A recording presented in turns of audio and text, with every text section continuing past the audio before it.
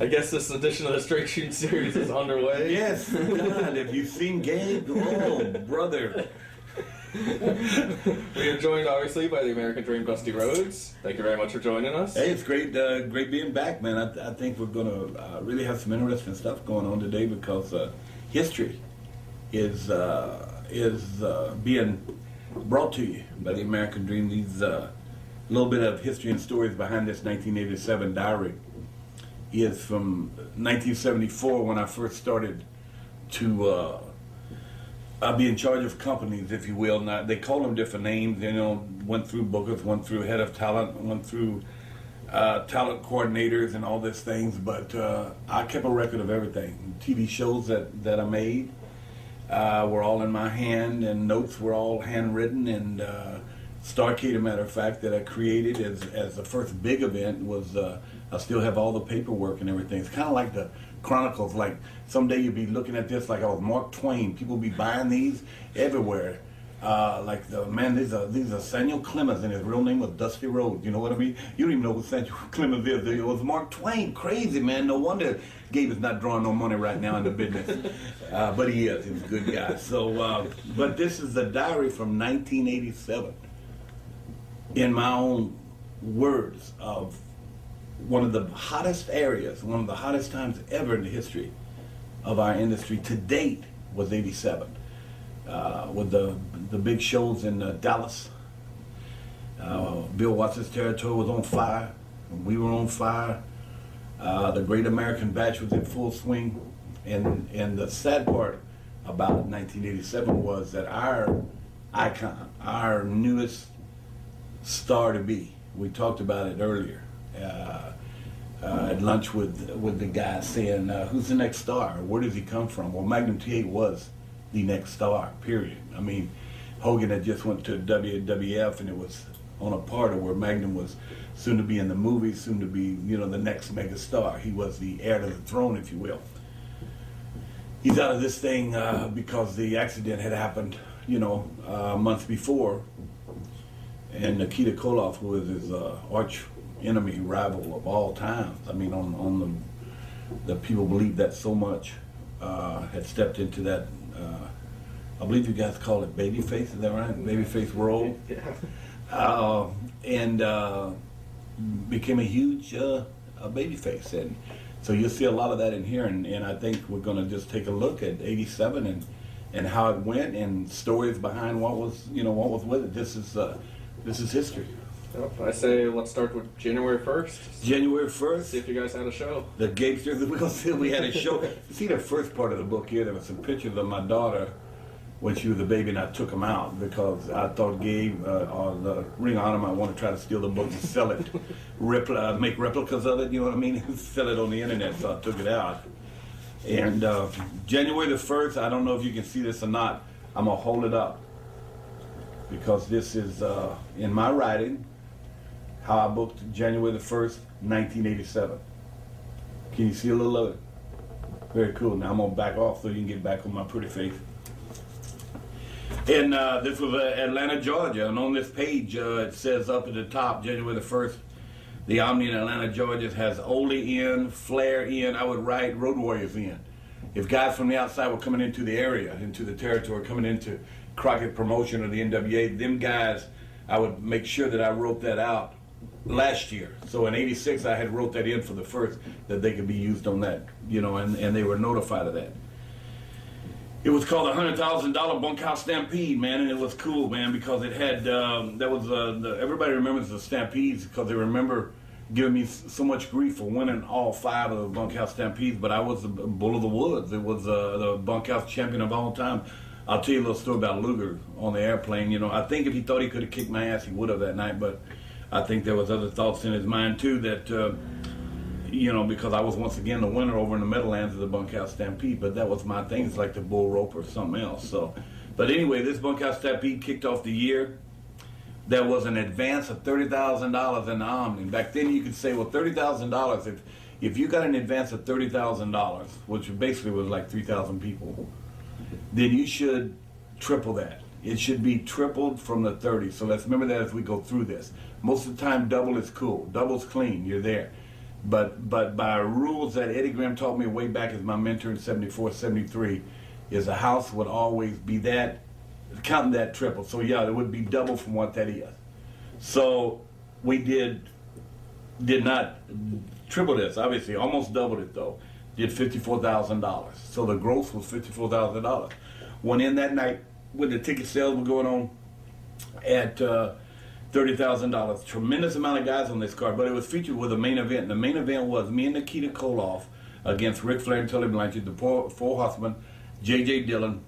It was a bull rope chain combination, the Russian chain and the bull rope in that match up there. Some other featured matches was the Rock and Roll Express against the Midnight Express and Bubba, Road Warriors, RW Road Warriors, see there? Well, I'll show you in a minute. Paul Ellering against Midnight Express and Big Bubba, who left us just shortly not too long ago, and God bless his family and everything. He was a cool guy, man, and I really had a lot of time for Big Bubba Rogers, Big Boss Man as we know him. Underneath that was Walter McDaniel and the Raging Bull Manny Fernandez. Barry Windham against Pistol Pez Watley, one of my favorite peoples. Baron Von Raschke against a barbarian had to be worth the price of admission, Jack, just to see. That's all the people need to know. And it opened up with Denny Brown against T.H. Who do you think T.H. is, Gabe, back then? Tim Horner. Tim Horner, you're right, because you heard me say that already. You're crazy, man. So you can't be guessing. You already looked at this. So it's Tim Horner.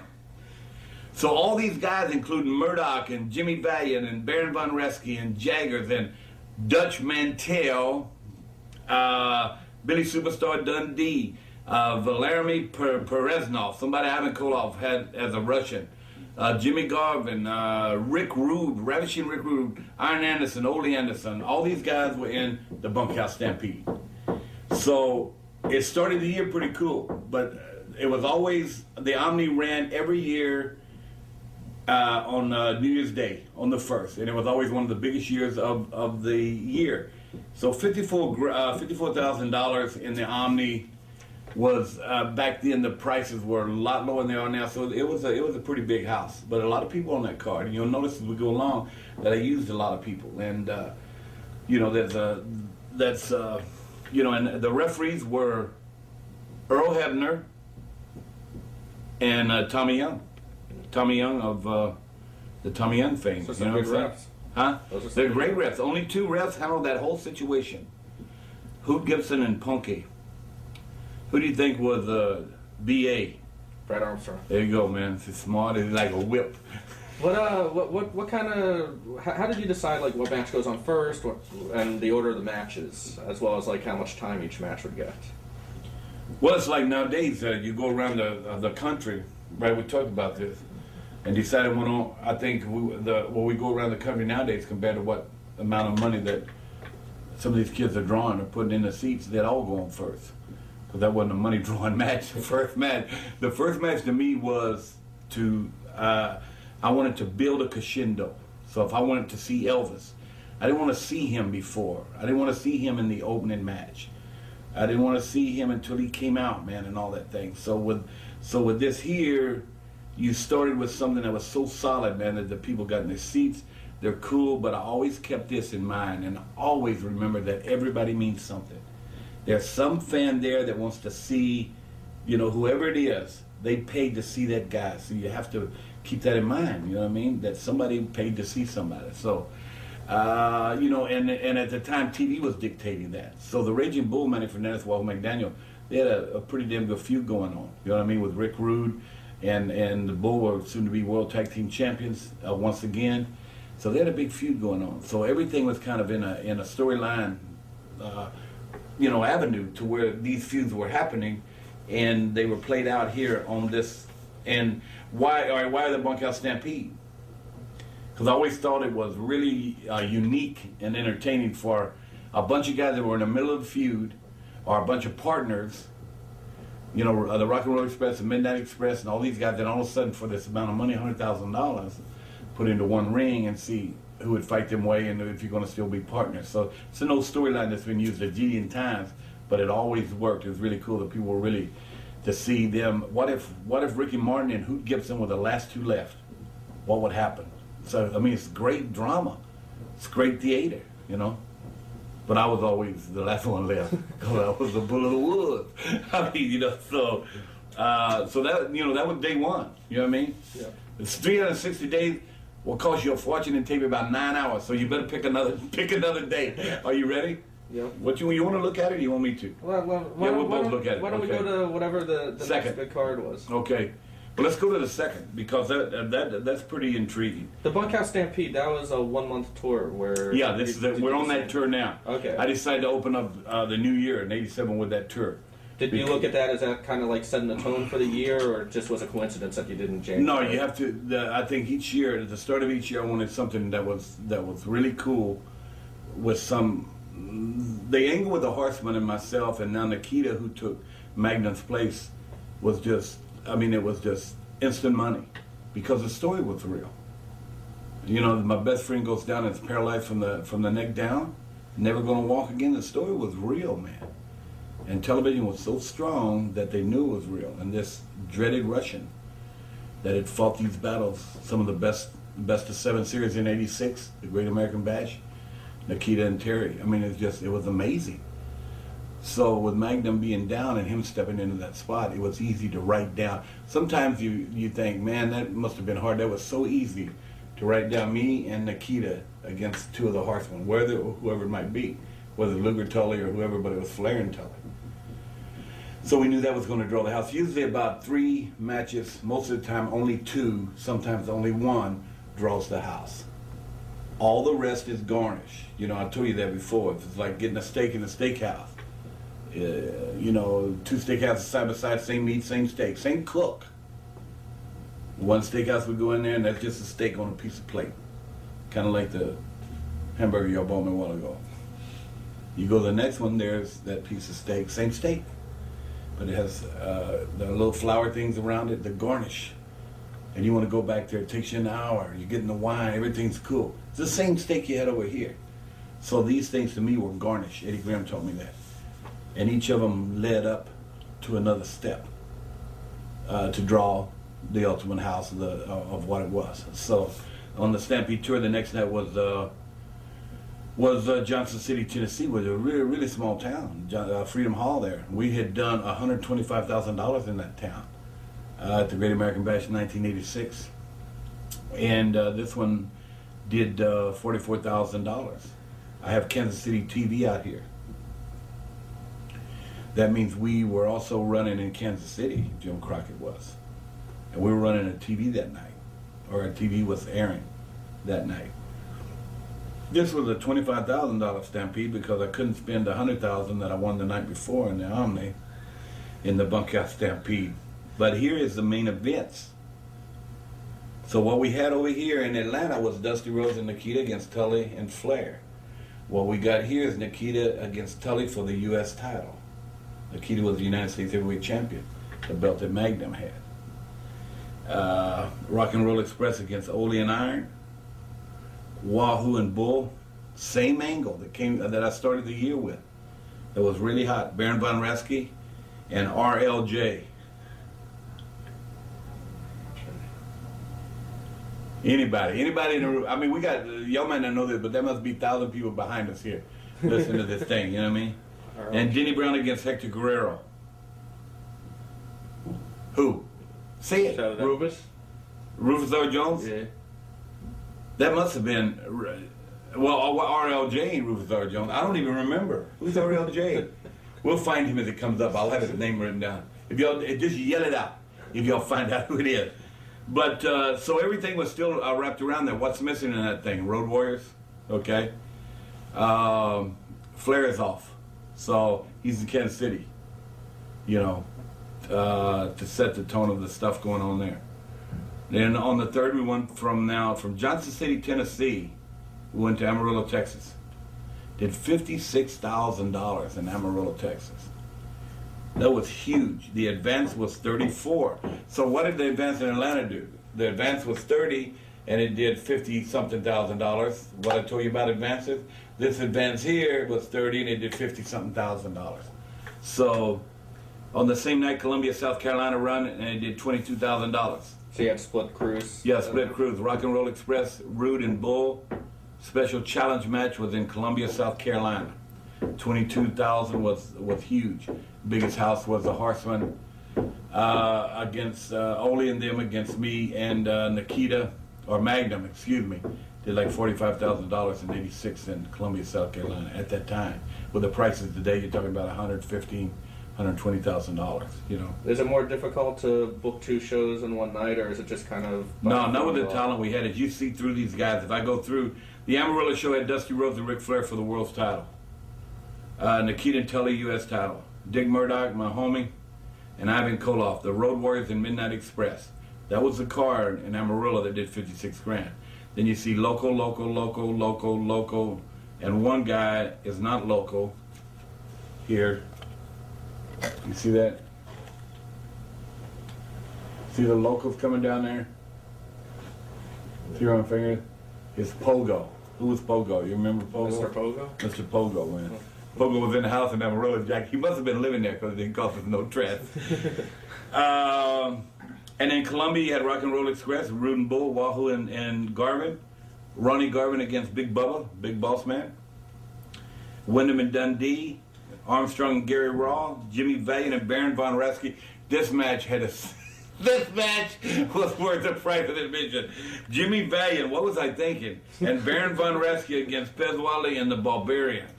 Wow, what a mix that is. Pistol Pez and Barbarian, a man that eat people alive. Talking about the Barbarian against Jimmy Valiant and Baron Von Raschke.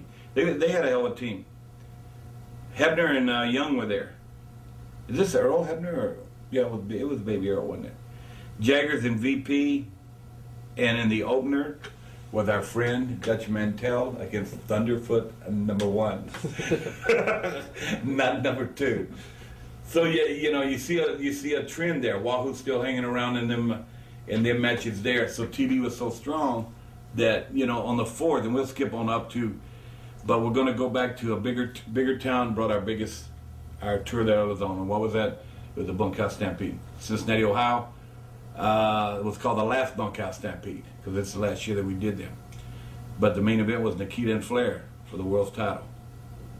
That'd be one of the first times they wrestled with Nikita as a babyface. Yeah, I would think. Yeah, it was. Well, yes, it is. Because in the Great American Bash the year before is when Nikita wrestled Flair, you know, in Charlotte, in the big stadium show in Charlotte, North Carolina. Huntington, West Virginia ran that night too with the Midnight Express, Night of the Skywalkers. That was I named it Night of the Skywalkers. That was the match, what do you call it, with the scaffold? Yeah, the scaffold. Way what hardcore wasn't, you know, this was crazy. Was it tough getting those guys to do a scaffold match and taking that bump? No, because you never said like, you know, we'd say, what matches do you like? We're going to have a gimmick match here. What do you think, man? How about a scaffold match? Everybody said, yeah, it's cool, you know what I mean? Even Cornette, until he fell and broke his legs, and he didn't want to do it no more. He broke his legs in the Omni when he fell off. Because Bubba was supposed to catch him, and Bubba didn't catch him. So, Huntington, though, had a really heavy card. It was with the Warriors and Midnight Express in the scaffold match. Dusty Rhodes and Tully, World TV title, one fall 20 minutes. We'd win 15 there before. Went 10 there before. So in that town, we went to TV title, one fall 10 minutes. To a draw, 115. To a draw, now we're at 120. U.S. title, Nikita and Jimmy Garvin. Barry Windham against Pez. Valiant Dundee all the way down with Denny Brown and Hector Guerrero Jr. title. It did $40,000 in Huntington, and the advance was 12. So that more than doubled, that tripled, okay? What do you think was the draw on that one? Because the Skywalkers. Yeah, a lot of the undercard matches didn't have a storyline. Yeah, but Dusty and Tully was a storyline with that TV title thing that ran from '86 all the way through '87. So that storyline's built in, you know what I mean? And it did business. And Nikita, of course, just being a babyface and being the U.S. champion meant something. You know what I mean? Something fresh. And then, but the Bunkhouse Stampede with Nikita and Flair. Nikita and Flair in Cincinnati, Ohio.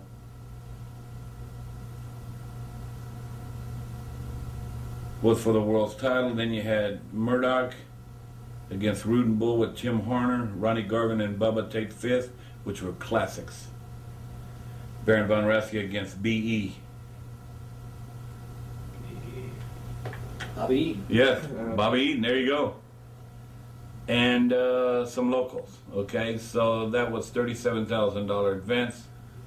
Did $62,000. The locals, were they just guys who showed up that night, or did you just have a set bunch of locals? No. We had, just like your company and other companies back then.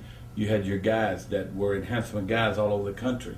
Most of them that were close to this area, just like now.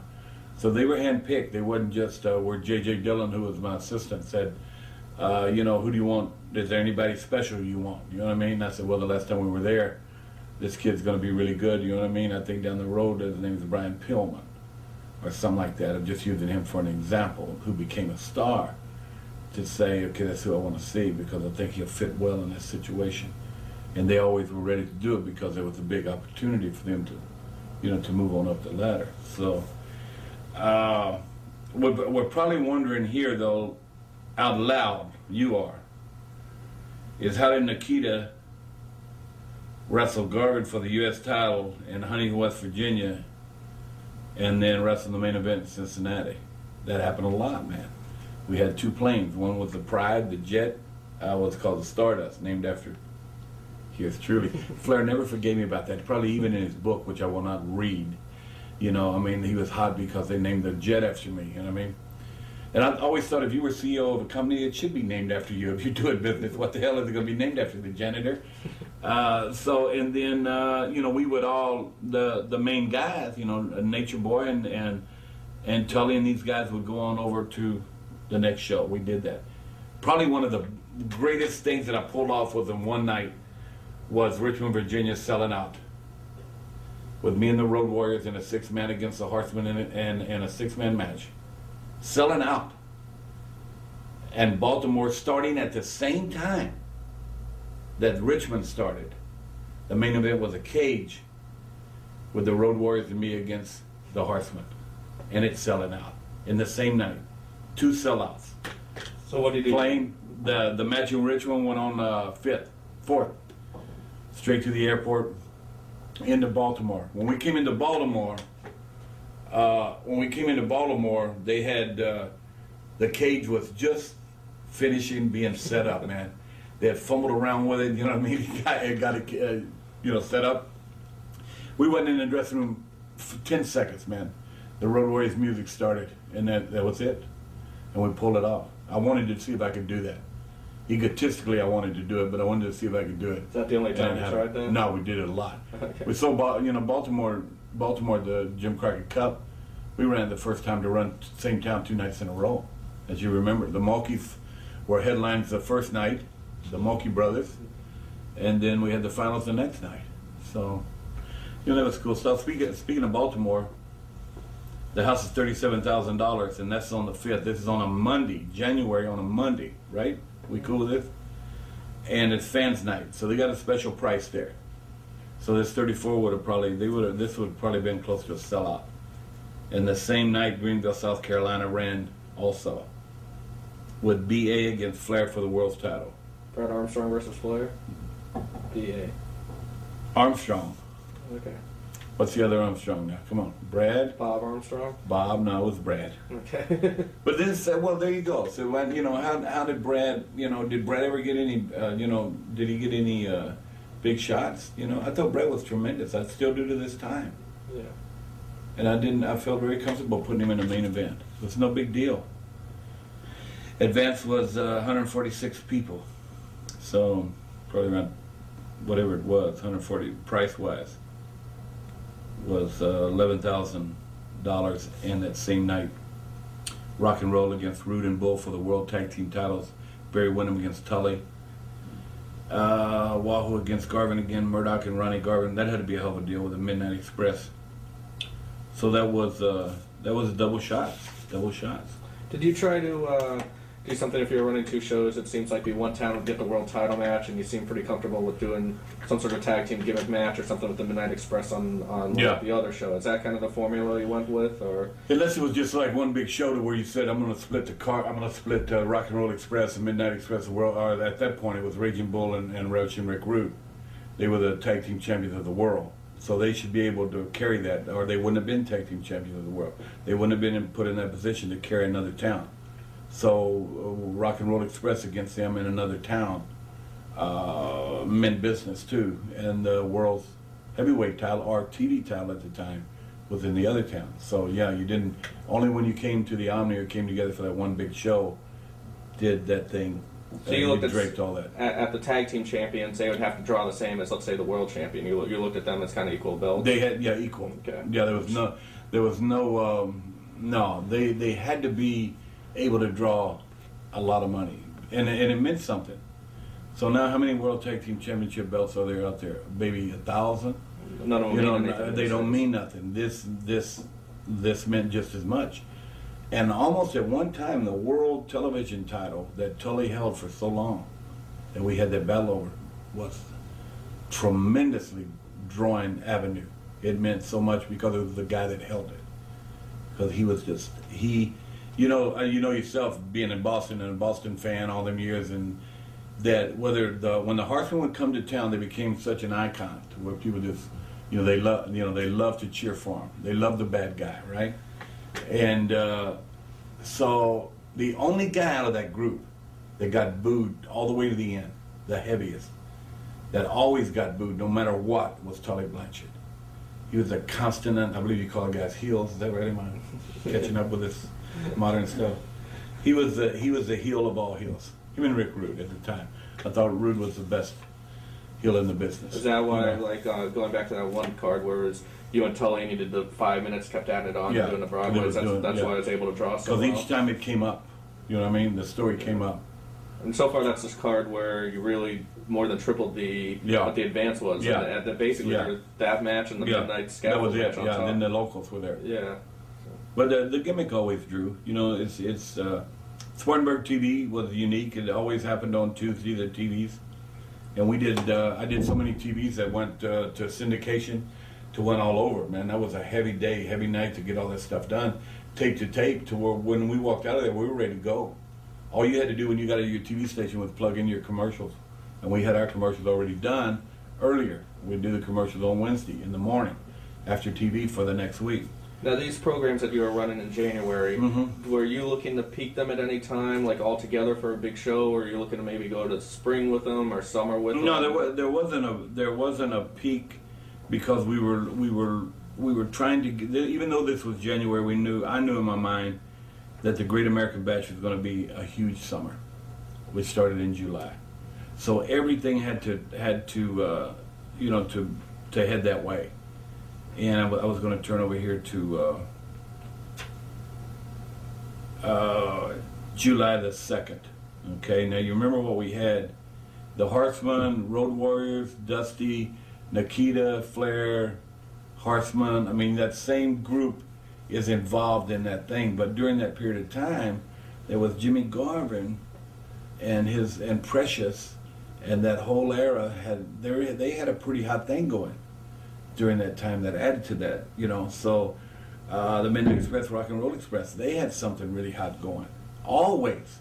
So that was easy, So on July the 2nd, I remember the word came down from the World Wrestling Federation, because they had these dates all locked up in the Capitol Center in Washington, D.C. Nobody could get in there unless Vince said there. I remember hearing that Vince said, could be wrong, but that he said, let them have the date, because nobody draws on July the 2nd in Washington, D.C. at the Cap Center. You know what I mean? So we arrived there on this Thursday night, on July the 2nd. And I got some out here in notation. Misty Blue, you know who Misty Blue is? She was on the opening match. And girls in something. I don't know what they're in, but they're in something. And I have that to the side. So we got there anyway, and it was the big cage match, Thunder Cage. That was, the one that sat on top of each other. That cage sat on top of each other. So it was Flair and Luger, Iron and Tully, Road Warriors, Nikita and Dusty. 8-man Cap Center advance with $146,000. Can you hold the 146 grand. We did over $200,000 which is 19,000 people, which is this is a throwaway that Vince said, go ahead and give over that Southern promotion the town because they're not going to draw anyway. What was the whole idea behind that Thunder cage? Were you just looking for a different type of cage match or something unique there?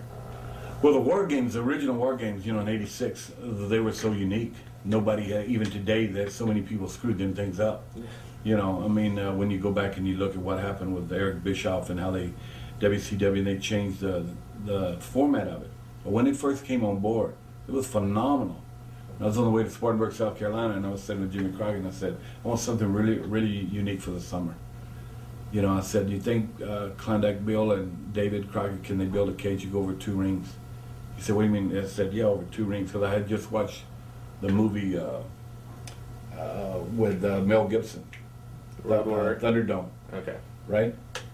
And I seen that and and I'd seen that in a smaller version of it. Kevin Sullivan gets all the credit for this Thunderdome. Had this thing in Florida after I left with 1 cage. So the 2 cages and the 2 doors and the teams outside on the penalty type deals was brought from hockey.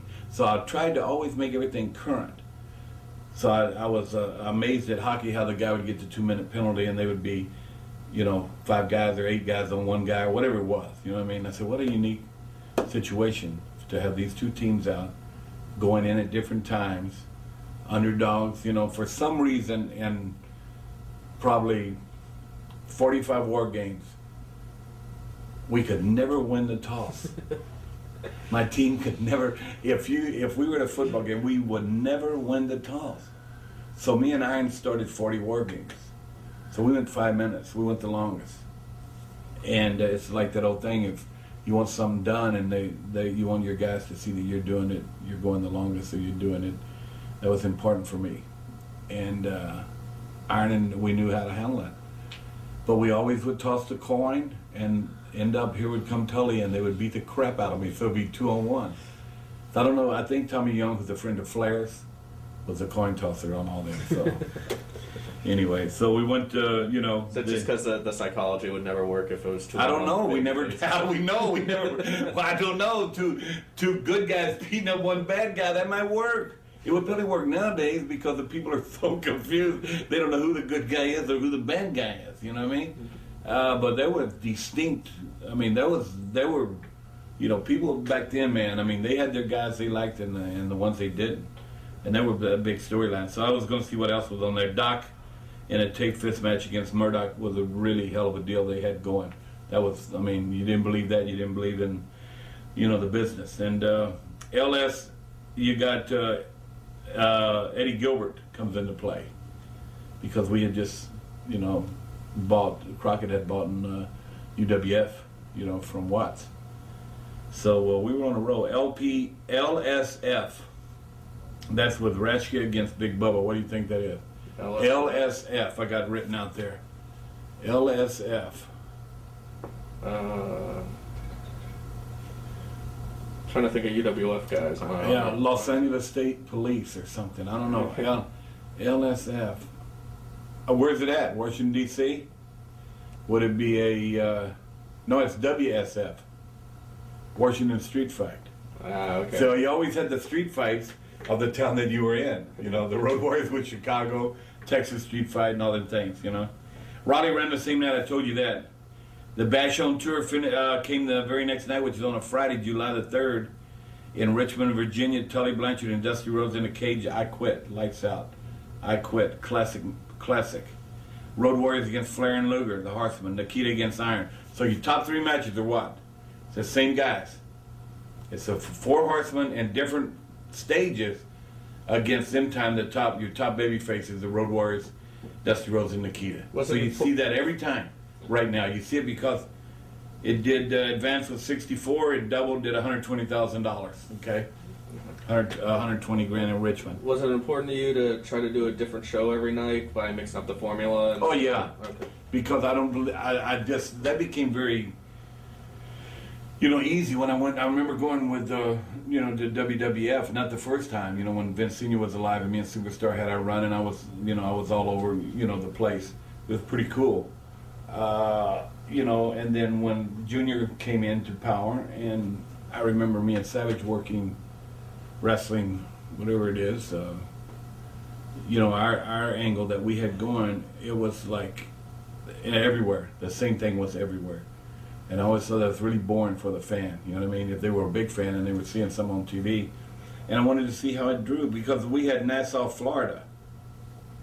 We were down in Florida that same night with Funk and Sullivan, Mike Rotundo, Killer Khan, Sweet Brown Sugar, Sweet Brown Sugar fame, Big Ed Gantner, who died of cancer, and my main man Bugsy McGraw. So they were down there.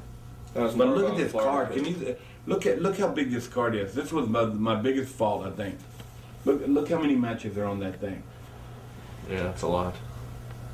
It was a Great American Bash. It was a special summer. You see him? Is there 12? I think. Yeah, it's more than 1, 2. Yeah. So you have, let's see, 1, 2, 3, 4, 5, 6, 7, Did you 8, suffer 9. from the crowds burning out from that, or did they stick with No, it? because it rolled, man. It just flowed. Like, you know, the girls were, you're right, the Misty Blue, the girls were on first. Denny Brown and Stallion. I mean, you're talking about 7, 8 minutes of nonstop action.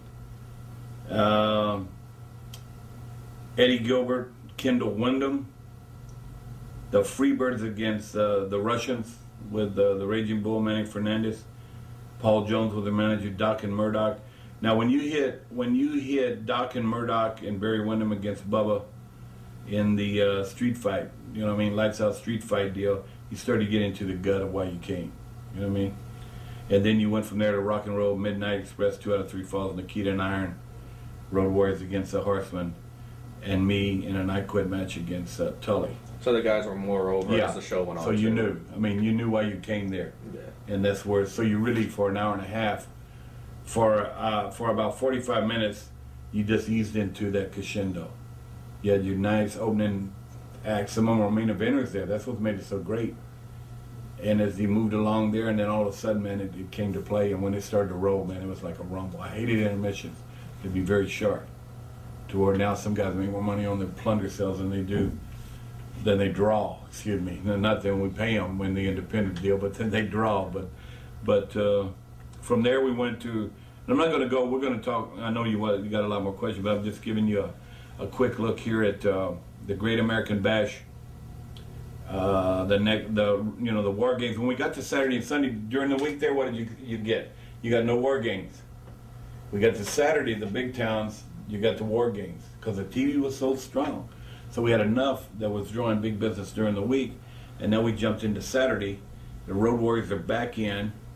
You got an advance of $180,000. What town is this? And it did double, $260,000. And you had another town that night down in Florida. So this was in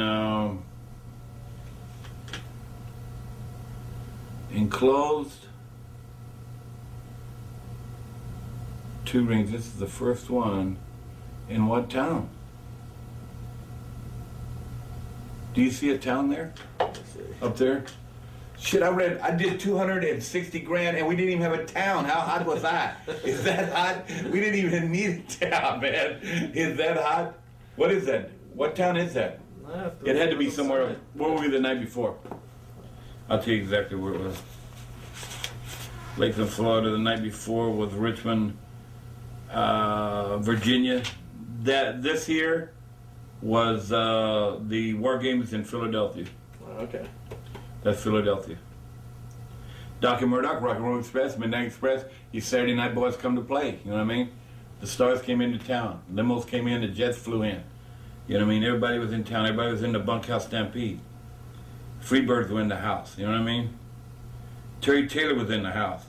Was it tough bringing in all those guys, like the UWF guys, who didn't really have a storyline the way that you and Tully did? Or but they did, because I would. That's the key to this whole thing, is that if I knew that you and Eddie Gilbert were coming in July, 2 months before, I would get a piece of tape from y'all or something you did. You know what I mean? Whatever it was. And I would get all the videos from you. JD would call them and say, I'm going to send all the videos. Then I would go in, I would look at them, I would edit it out, and then I would start airing them. So coming in 9 months, in 10 weeks or 8 weeks, you continuously seen this thing. And then we said, Gabe against the monster from the unknown, boy, last night in Little Rock, Arkansas, which was, their area. Let's go back now and take a look, and it's Boyd Pierce on the call. So to play that right in. So you've seen that like 3 or 4 weeks? So you were, right? The TVs were so strong, you knew exactly what everybody was doing in the country. And you had a reason, or you were passionate about Eddie Gilbert and what they were doing. And so then when you see them, my God, you know what I mean? There's a concert here tonight with Mick Jagger and the Rolling Stones. And Jesus Christ, they're bringing in the Beatles from London. You know what I mean? God, look, there's Garth Brooks on this thing. Jesus, so that was my concept in my mind. It's a big show concept. But to bring them in, like you said, or like you asked, just to say, let's just bring them in. You know what I mean? It's kind of like now around in the independents or in the other. Well, I don't even want to say independently because everybody's out there trying to make a living, do the best they can. But let's say Ring of Honor, okay, Turnbuckle Entertainment or whatever it is there's some guys that mean something that will make your house a little bit better, okay? But we still haven't hit that because of TV. That next year we're going to have one last tour of Mick Jagger and the Rolling Stones. You're going to sell out every venue. So that's what I think we need right now. We need to have some of the old and some of the new, but it's got to be somebody that can draw that amount of people, that somebody are interested in. So we don't have the luxury now of playing 6 weeks of angles with me and Terry Funk. They should already know. See, why is that a big match for you guys and my guys all over the country? That's a match that still really draws or helps an independent group do 500 to 1,000 more people. Is me and Terry Funk, because that's the longest running angle in our business. We still have that hatred when we're in public with each other. So they see it and they know it, and even the young kids now that watch wrestling say, Jesus, these guys are getting on long in the tooth. You know what I mean? They're going to kill one another. But that was that thing.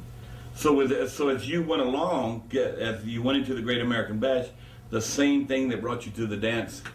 How much time we got? We're good. Oh, okay. How much time we have? So that brought you there is what you're going to use, So that history of how you went about making things happen and getting guys. And during that time too, what do you see? Well, Vince Senior had the best. You're going to come to the Garden and you're going to be in the main event. You know what I mean? So while you had your 3 main event shots, me and Superstar Billy Graham, and for the world's title in Madison Square Garden, 3 sellouts. By the time we were on the first sellout, the next opponent for Superstar Billy Graham was coming to the Garden to make his debut for the first time. So the tapes were coming in. So he was already there. He was ready in place. If Superstar retained the title, or I had it to be with whoever had, was next in line. The only time at that point in time that I seen that Senior differ was that Bob Backlund became his champion, and he wanted to garnish around Bobby. He wanted to make sure that his first title defense was a sellout. So what did he do? Is just what I did to start the year with the Bunkhouse Stampede.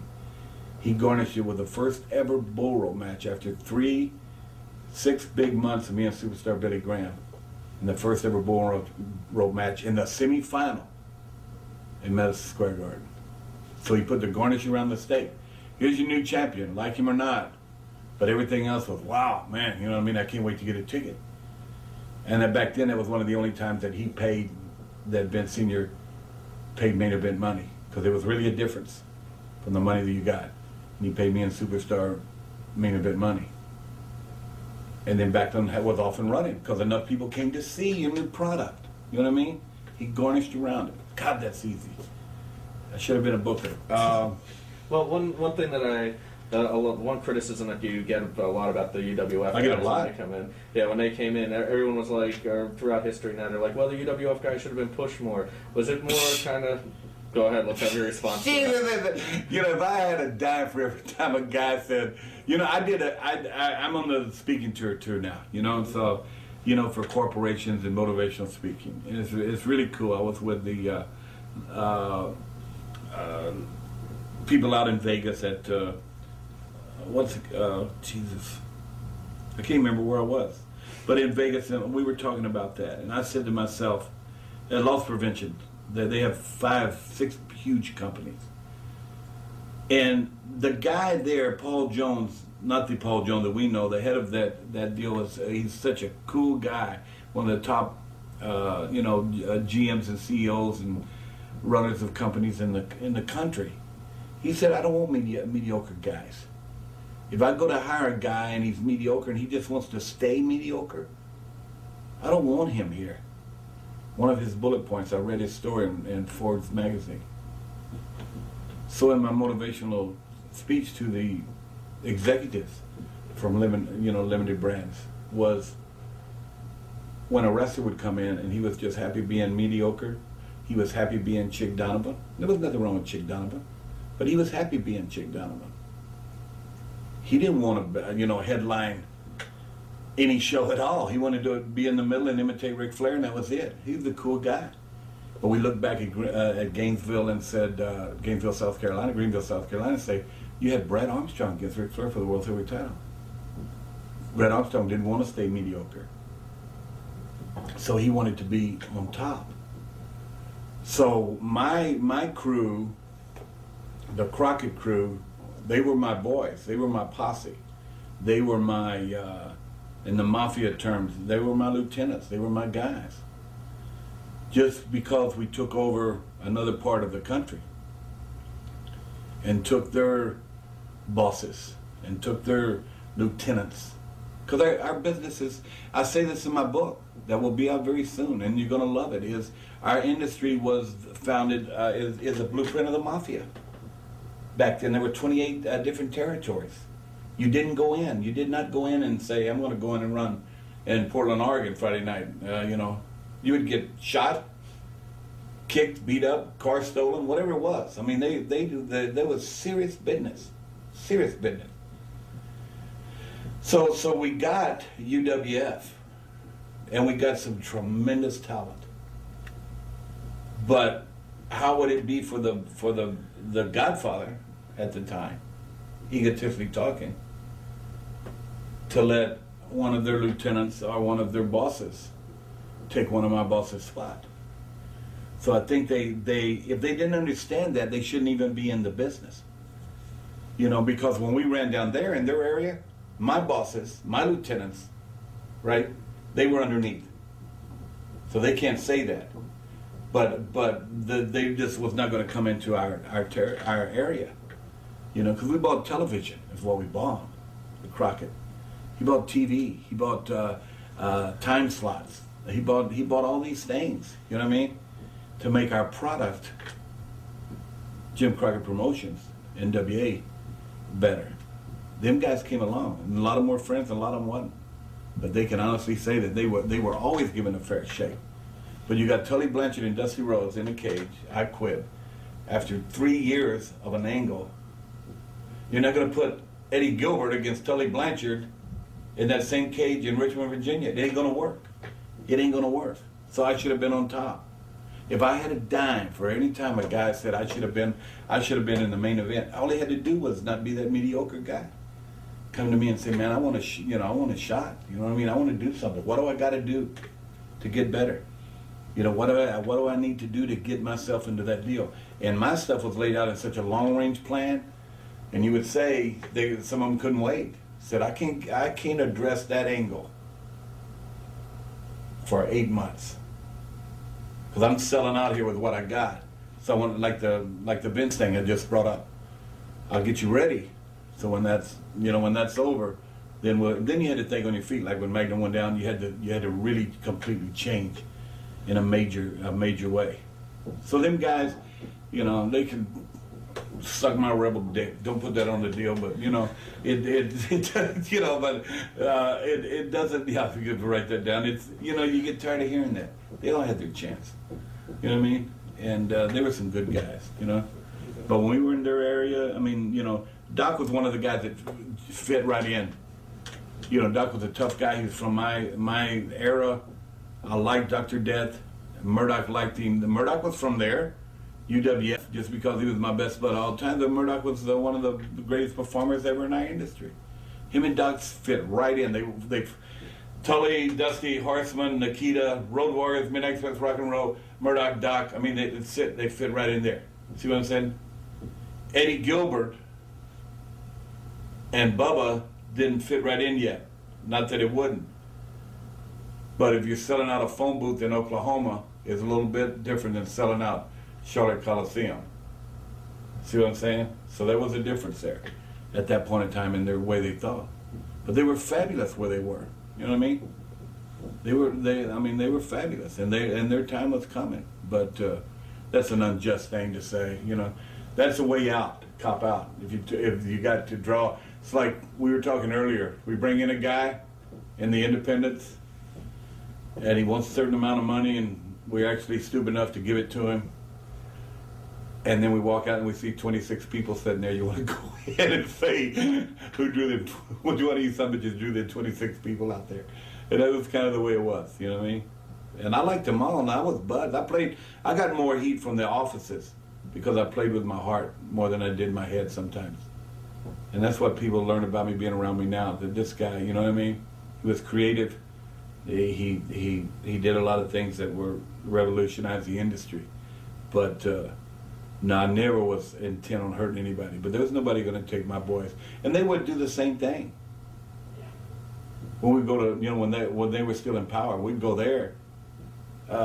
You'd be put in a position to earn your way from this mediocre spot to the main event. That's just where business was. So it's unjust. You guys are unjust for hating me and talking like that about me. It's bad. Hurts my feelings.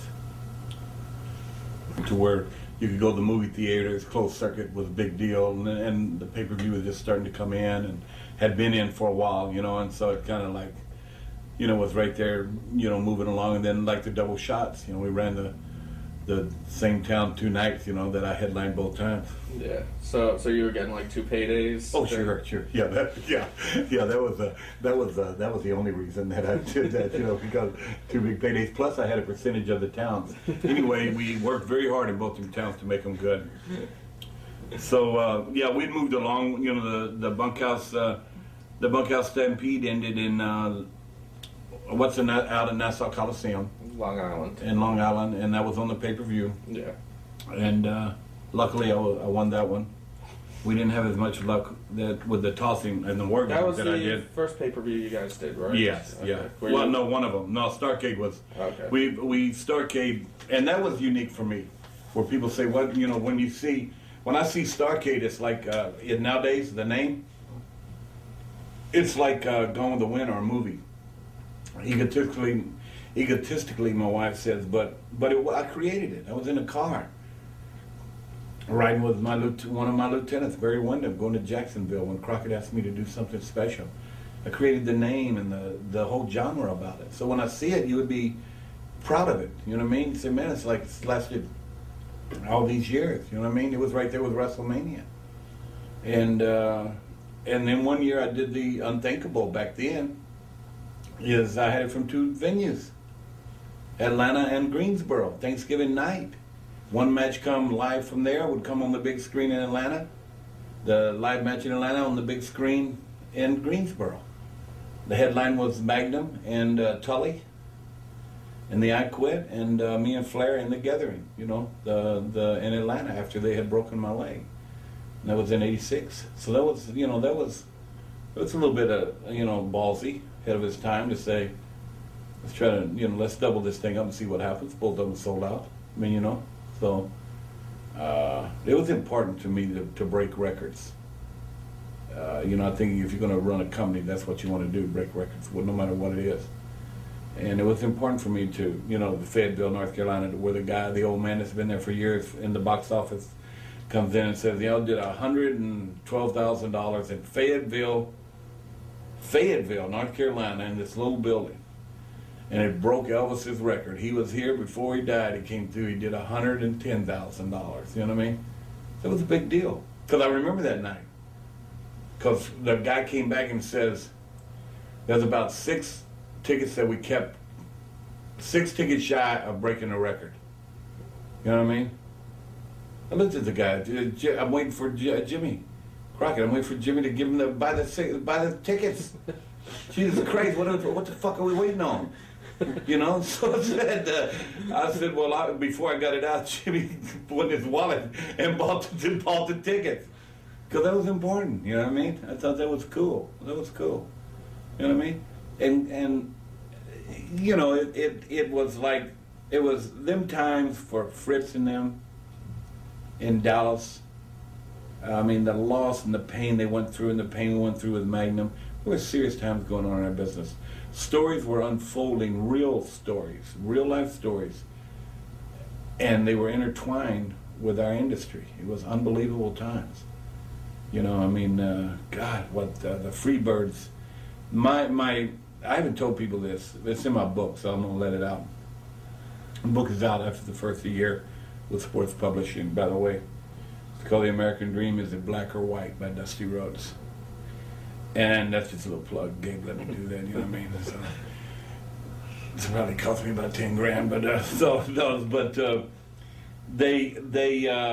my favorite match that I've seen in that era, if you think of one I was in, or I really liked the Garvin Flair matches were unbelievable. Ronnie, God, you know, and you believed every chop. But Fritz come out of retirement. David had died in Japan. And Texas Stadium, 45,000 people, man. That same year they had Shea Stadium. Last Tango in Tampa, me and Ray, 40,000 people. What a phenomenal era that was. And I remember they're in a 6-man against the Freebirds. And I remember watching the faces when they tagged Fritz, the old man, in. You know what I mean? That's why I still going today, because I enjoy it. And not watching him, but watching the faces of the crowd that were shot by Keith Mitchell, who's with TNA right now, has done all the work with WCW and everything. Watching their faces, man, it was unbelievable. Not a Super Bowl ever played had the roar like that. And somehow our industry captures that. Like no other industry, we capture that roar. That it's you guys, Ring of Honor, the show that before WrestleMania in New York that I came in and took Piper's place on. I mean, the roar in that building was like you were in the Twilight Zone. It was deafening, and that's really why I do it. I mean, it's crazy, but that's why. But watching that match with them, and then watching Von Erich come out and Flair for the world's title when he won the world's title from Flair that same night. That tape is that's the one for me. It's like a good movie, or you know, I'm a big movie buff, but it was tremendous. So that I think that's, you say, why is it like this, or why is it done like this? It's done for them reasons, to draw a lot of money, to keep your ego up here, but that roar, man, that roar is just like it's deafening. I've heard it where it's been deafening. Even today when I go out and you hear the chants, Dusty, Dusty, Dusty. You know, the old guy walks out one more time, you know what I mean? And they bring the little kid that don't know me from crap, but his dad does. So it almost makes you feel like, man, hey, I want you to watch Babe Ruth bat one more time. And try to remember this in history, what's going to happen right here tonight. So in your mind, I know with you guys and myself, my mind is going in TNA, you know, which I mean, my mind is going 100 miles an hour going out there. It's the same mind that I had when I walked out there to Great American Bash in Greensboro, North Carolina. But my body is not following my mind, you know what I mean? My mind has to turn around and get my whole ass, my big ass on up there with my body. So it's not, you know, it's emotional, but it's you know, and you know what makes it great is the young people nowadays that are fans, and the fans, they know that, and they accept it. So, you know what I mean? They know that I'm going to get that elbow up one more time, get the cobwebs off from under my arm, and when I throw it, it's what they came to see. That's it. In the car going home, the brother's talking, Jesus, man, the dream, you know what I mean? Not that he fell getting up the steps or going into the ring, which I won't do, but, So that's why it is. I know we got off track a little bit, but here was a big thing that happened that we talked about. Same town, 2 nights, Jim Crockett Cup in April. Now we skipped to the Bash right in the summer, and we went to the Bunkhouse Stampedes. But right in the middle is Jim Crockett Cup in April. Yeah, the whole tournament written down. Yeah, the tournament in the top. You want to see? This is a great trivia question. We need one of them ducks, quack quack. Walk across the deal. We should say, I want money off this. Okay, I'm saying it on camera. We should say, give me the top 10 seeds for the Jim Crockett Memorial Cup. At Ring of Honor, online, whatever. You know what I mean? And the winner gets a ringside seat at your next show or something like that. You know what I mean? And a picture of me. If you make money off stuff, like if you do give me some, if not, it's cool too. But the top 10 seeds, okay, let's just have you want to see them? No, if we show them, then your contest ain't going to be no good. Who would you say, all right, these are tag teams, okay, that entered this 2-night, the Crockett Cup. And this is the way I seen them. The tag teams that were the top 10 seeds for the Crockett. All right, let me just ask you then, who would you say is the number 1 seed? Think of all the guys that are there, all the guys you got to choose. Dusty and Nikita? No, I wouldn't be that crazy, would I? Road Warriors? Huh? Road Warriors? No. Midnight Express. Who's the world's tag team champions back here? Rudin. Okay, they would be the top seed because they're the champions. Okay. Now the 5th seed. Let's skip down here because this is an international event. So the 5th seed would be what? Baba and I forget who was part. It would be Japan. It would be their top guys. And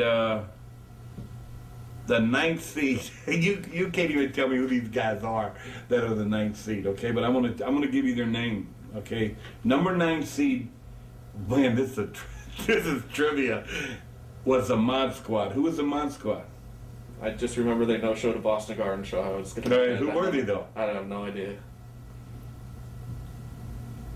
If anybody can write Ring of Honor and tell them who the Mod Squad was, I'll give you a free picture, autographed picture of me, okay? 2 with your name on it so you can't sell it on eBay. Okay? But we want the Mod Squad, all right? I'm going to leave that open. I know who it is. You don't. Okay. Lasertron. Who was Lasertron? He's on... Hector Guerrero. Huh? Hector Guerrero. Hector Guerrero. Great. That was a great gimmick, Lasertron. Ooh, I can't let you see what my product is. Hector Guerrero. Vernon's about to go to sleep back here. Okay, so some of the other teams were... I love this team. I don't know why I can't.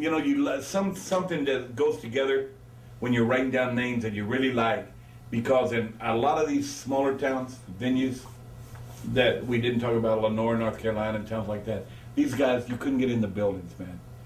And when they were tag teaming, it was Baron Von Raschke and Jimmy Valiant. So they were tagged in. Thunderfoot's 1 and 2. God did $110,000. The opening night, 13,000 people. But there was a cage the opening night. 2 guys were in that cage at the Jim Crockett Cup. Ole against Big Bubba Rogers. The big bounty match. So that was something. But who was the team that came off of TBS that headlined the opening night? They sold T-shirts out front. They bootleg T-shirts like they would for Elvis. Out front of Baltimore, not inside where the marketing was just starting to build. We knew nothing about marketing at an earlier time in our career. And they sold Mulkey T-shirts. Mulkey Mania was running wild. Because how did they get in the tournament? There was 1 spot left. The world, one of the top tag teams in the world, the number 6 seed, the Midnight Express, former World Tag Team Champions, had the Mulkeys on TBS on TV. So they got into a spat, and Jim Cornette said, if the Mulkeys beat the Midnight Express on TV, they deserve a spot in the Jim Crockett Memorial Cup. And lo and behold, the Mulkeys, the one guy was knocked out, and I remember Dennis Condrey falling back over him, and the other monkey pinning him on TBS. and the whole world seen it. And these guys they couldn't even do an interview. They were crazy. They couldn't even talk. They're trying to talk to him and they're fumbling around. And it was something that easy that ignited a whole country that was watching it. They were huge, man. Monkey Mania t-shirts was in this building. Of course, first round they got their ass kicked, but they were in the tournament. So there was little stuff like that I would think of too. Is that kind of a I would try thing where to. No. I would want to say I wanted, like I said earlier, I wanted everybody that came to that building like somebody, or came there for some reason. Excuse me. No matter who it was. So, yeah, and I left out all the other seeds because that's a trivia question. We're going to do something with that somehow. But your top seeds are your champions, of course, and your 9th seed was the Mod Squad. And Japan, Australia was in there, of course, and the best tag team ever in the country was in there too. The 7th. So that was like your big spring event from the kind of like a medium thing from the bunkhouse to the. Jim Crockett set me down and he said, "I want 4 events." You know what I mean? That I can build to yearly. I was not working for him at the time. My mentor Eddie Graham in Florida was still there. Barnett, God rest his soul. Coming out of TBS, it was this golden boy. It was a great era for me, just hanging loose, learning the trade, learning how to run companies. And he said, if you came in here, I want you to come in here and build me 4 events. He didn't want me to come in the territory. He didn't want, not to run his territory, but 4 big events. So when I presented him with Starcade, it was like I had written a movie and produced a movie or did a movie, and I was paid in such. I was paid like, I wasn't paid I didn't wrestle that night or nothing like that. And then Jim Crockett Memorial Cup was the second one, yearly cup in the name of his dad. I thought that was really cool. Did videos and everything around that, you know what I mean? Then I came up with the Great American Bash on the way to Spartanburg, South Carolina. An event that happened, big event. And all of them had the undertones of being pay-per-views, and then Halloween Havoc was my 4th. And then in the middle I would do Jimmy Valiant's Boogeyman Jam. I would do a video piece that built a semi-show in the middle of it, kind of like they do now with their throwaway shows from SummerSlam and WrestleMania, because back then it was not even in our mind that we were going to do one a month, so yeah, they were the ones that came out of my loins, if you will, in public, or out of my head, and that was the ones I built for him, and the rest is history because I went to work for him, and we had that run. So where were we now? We were in the bash. Yeah, we're in the bashes, and they more or less are doing. Did you look to peak to like the last bash show, or were all bash shows kind of equal? No, the Great American Bash shows were designed to move us through the summer and come off of them shows on television because of our new talent, great talent that we got out of Oklahoma that came into our family, to move off of television as the last bash finished into something a little bit different. Okay, and we'll find out when we go to August, getting into September, what happened financial-wise. We know what some of the houses were, but what happened when we came off of the Great American Bashes, because then we're easy. Yeah, is it like a letdown after you do a tour like that? No, because it was so much fun, man. It's 7 days a week, twice on Sunday. I mean, like TVs, I was doing so many I was producing, writing, executive producing so many television shows. It was just like I was exhausted all the time to the point of it was wonderful. It was tremendous. It was just. Is it tough to draw coming off something like the Great American Bash though, and then you have to come back to the towns when you don't. Well, all right. Here's a prime example. We come back. And this is not a big letdown, okay? But coming out of the Great American Bash is when I decided to take Ronnie Garvin, which he had earned it and definitely should be there, up a notch, to chase Ric Flair for the World Heavyweight title. So they came back in Baltimore that we just did 2 nights in a row, over 115, 120 grand on both nights. $250,000 plus in 2 nights in Baltimore. Come back to Baltimore on August in August. In August. See if you can see what right down here is what's the main event. Yeah, Says your finger over RG. it.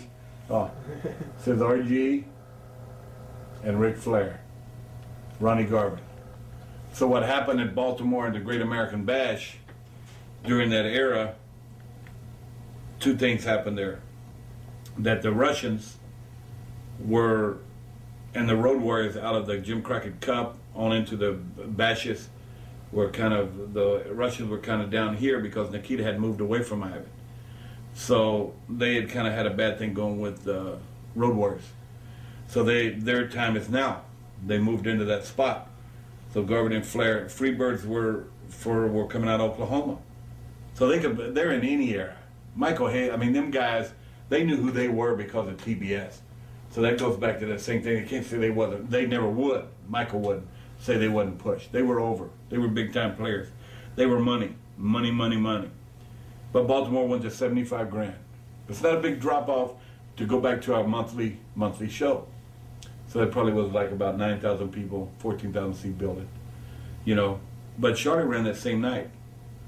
So I had started. Why did I come off of Great American Bash?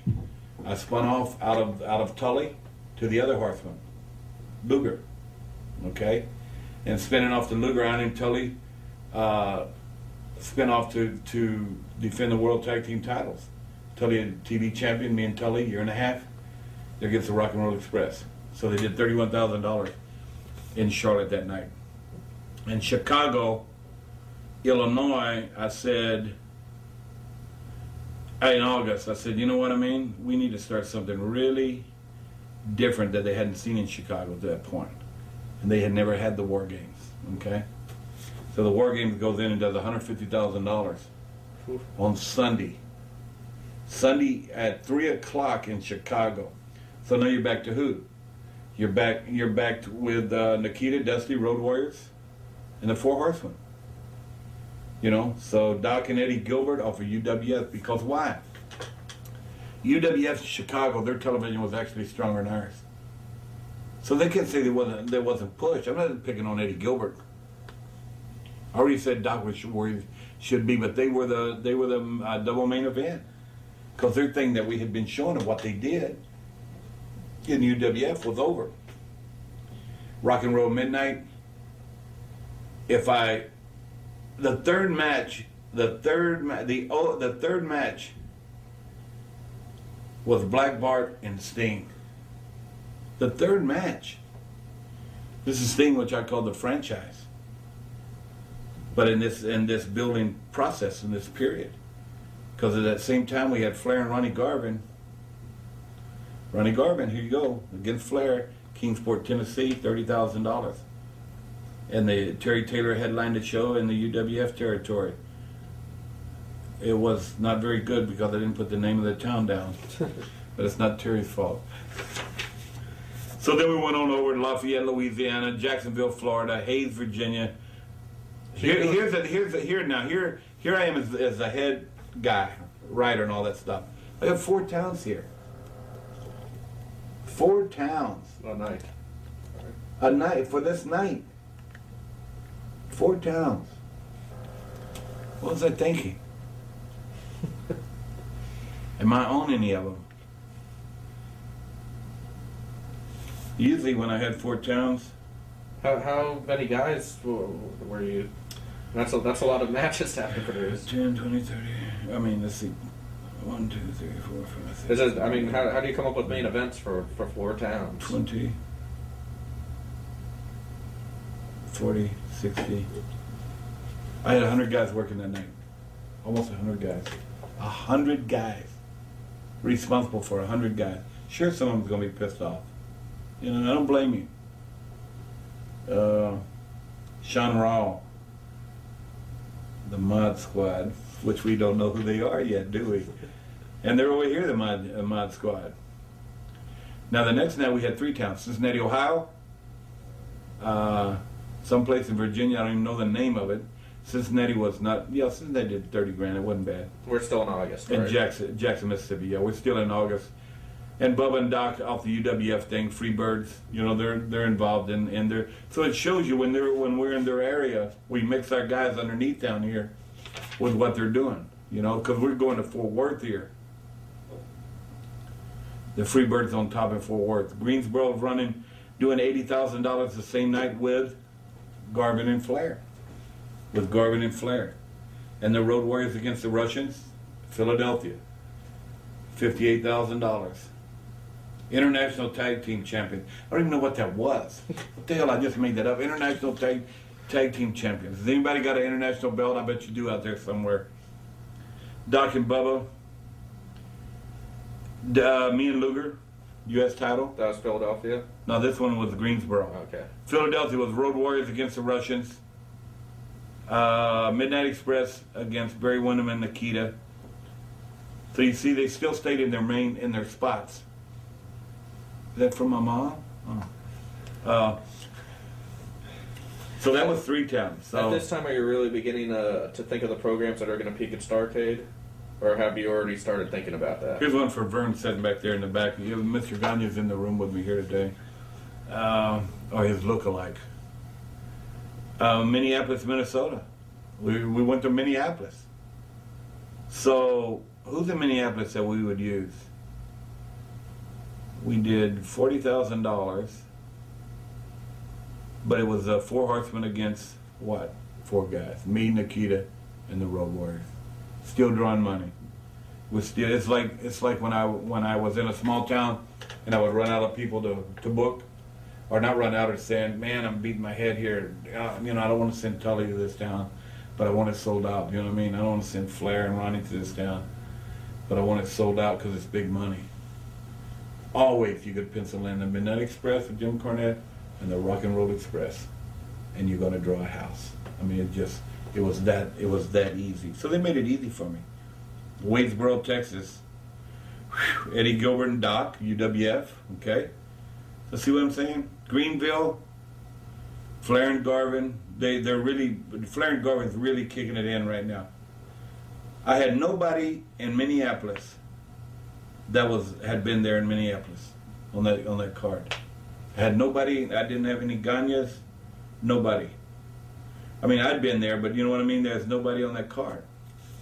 Flair and Garvin and did Chattanooga, Tennessee did $40,000. Jesus, that's pretty good for there. Miami was my town, and I'm not there. Where am I? Doesn't say. Usually I right on top when I'm out, but I was out. Corpus Christi, $9 grand. So you see how it flows, and we go into September.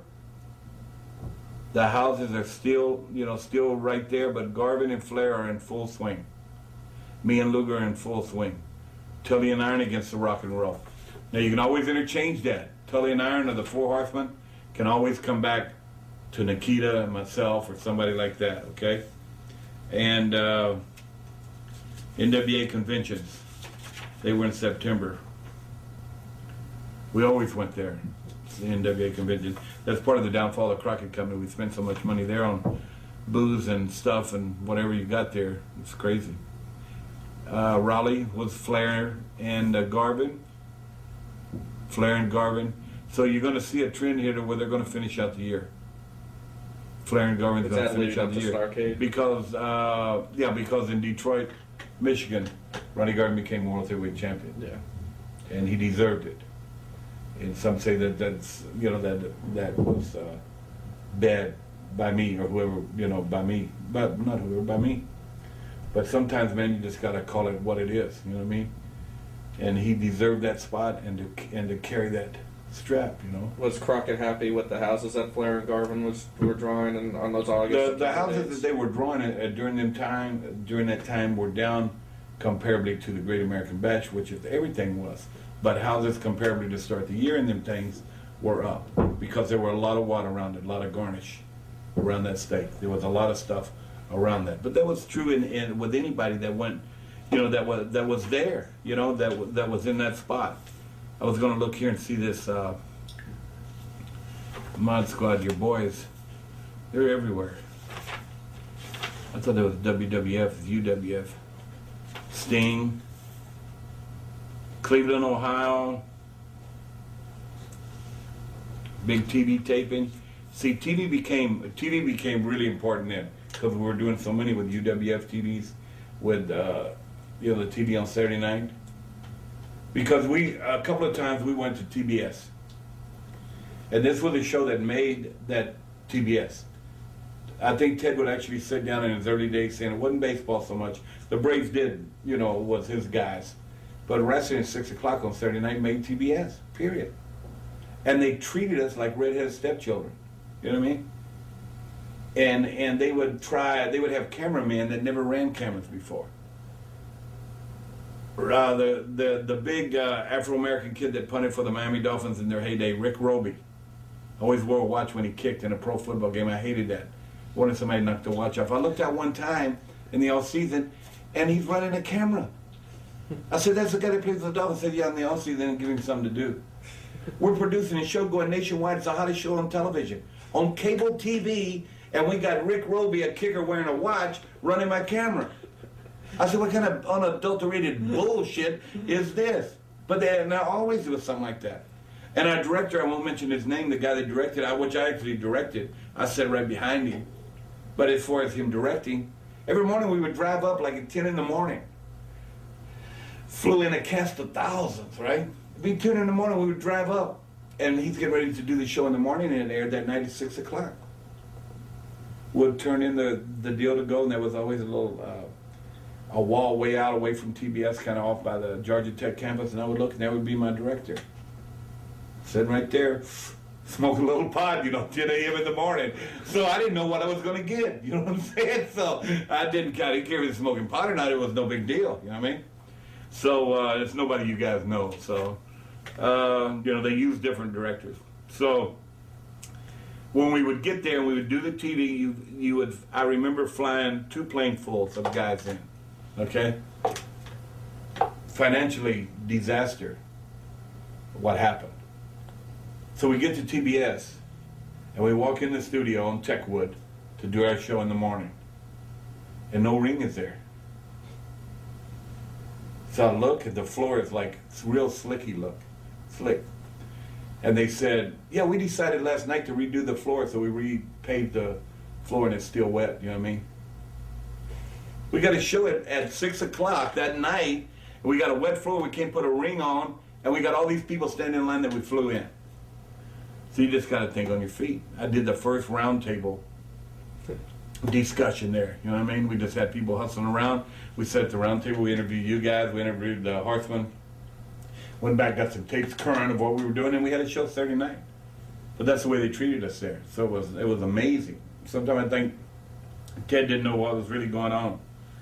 But when we got in trouble was, in a lot of these houses, was towns like St. Louis, and Flair and Garvin in St. Louis, 2 out of 3 falls, Barry Windham, Terry Taylor, Road Warriors. St. Louis that was a great town. Sam Mushnick ran a great town. And he had this group of guys coming out of Kansas City and racing them guys that had kind of bruised them. They were there. They set the tone there.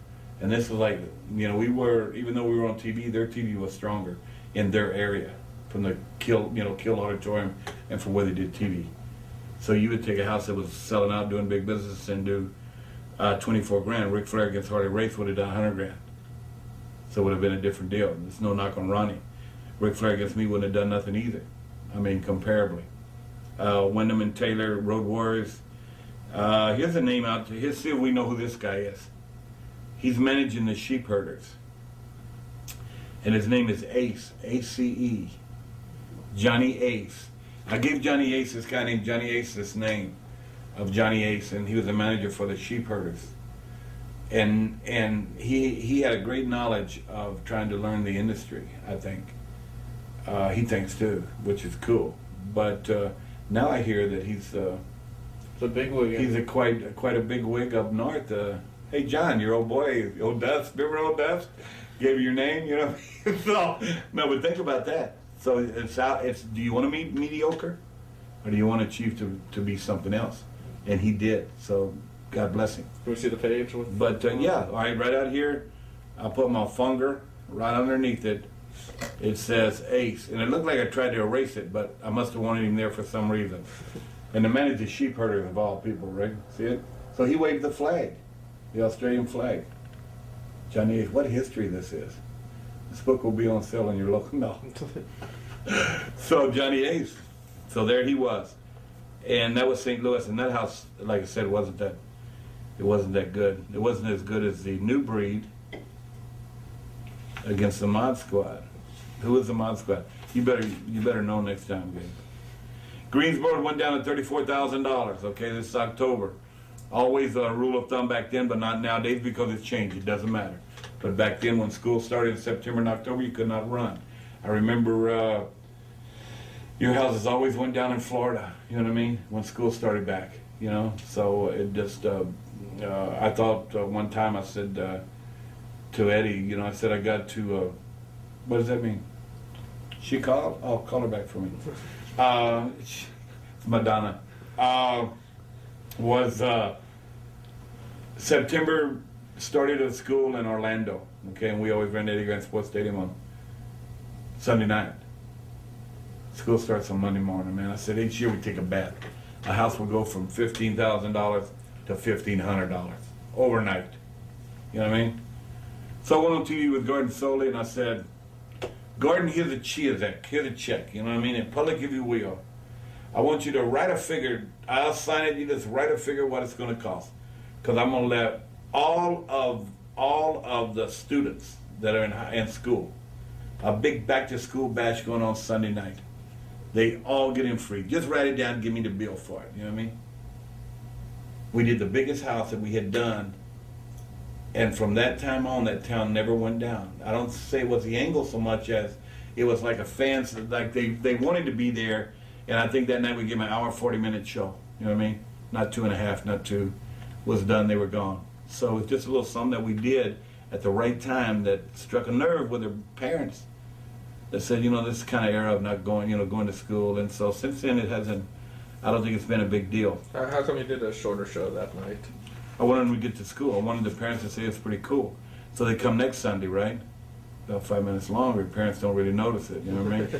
Come the next week, about 15 minutes longer, you know what I mean? The parents don't really notice it. Pretty soon you're right back on deal, you know what I mean? But on that night it was just like, it was important, you know what I mean? So, okay, now that little Joey went last week, man, they were back home at, 9:15. Little Joey went last week. He went this week too. They were back home at 9:45. Where's little Joey? He's at the restaurant. It's 11:30. Where the hell is he? It's a constant battle with that. Here's a horrible. The Little Rock, Arkansas.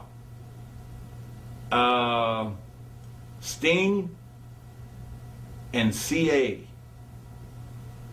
against Taylor and Eddie Gilbert in a cage, $6,400. SCA would be. Who is that? They're on top. CA. Well, he didn't draw much, I guess. No, but they drew other. I mean, they were drawing. They were down there. This is just Little Rock. I hated Little Rock. Little Rock. Ron Simmons.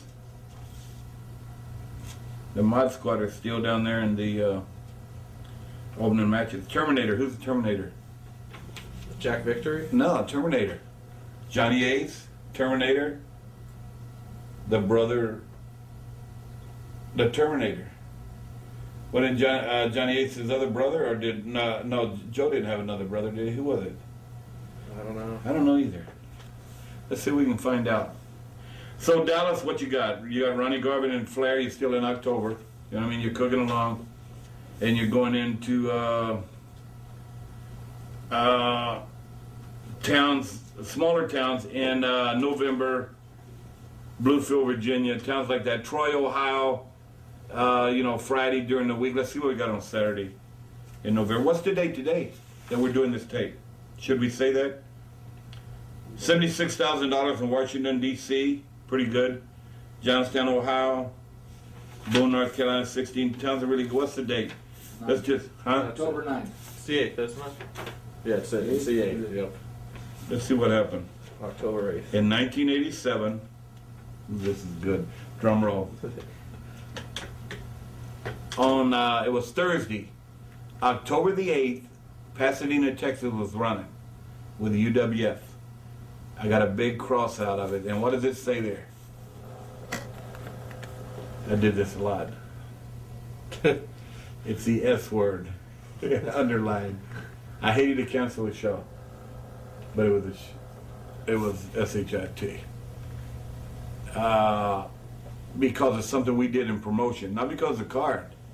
The card was a good card. Anytime you got Larry Zabisco on there, woo, that's big, right, Vern?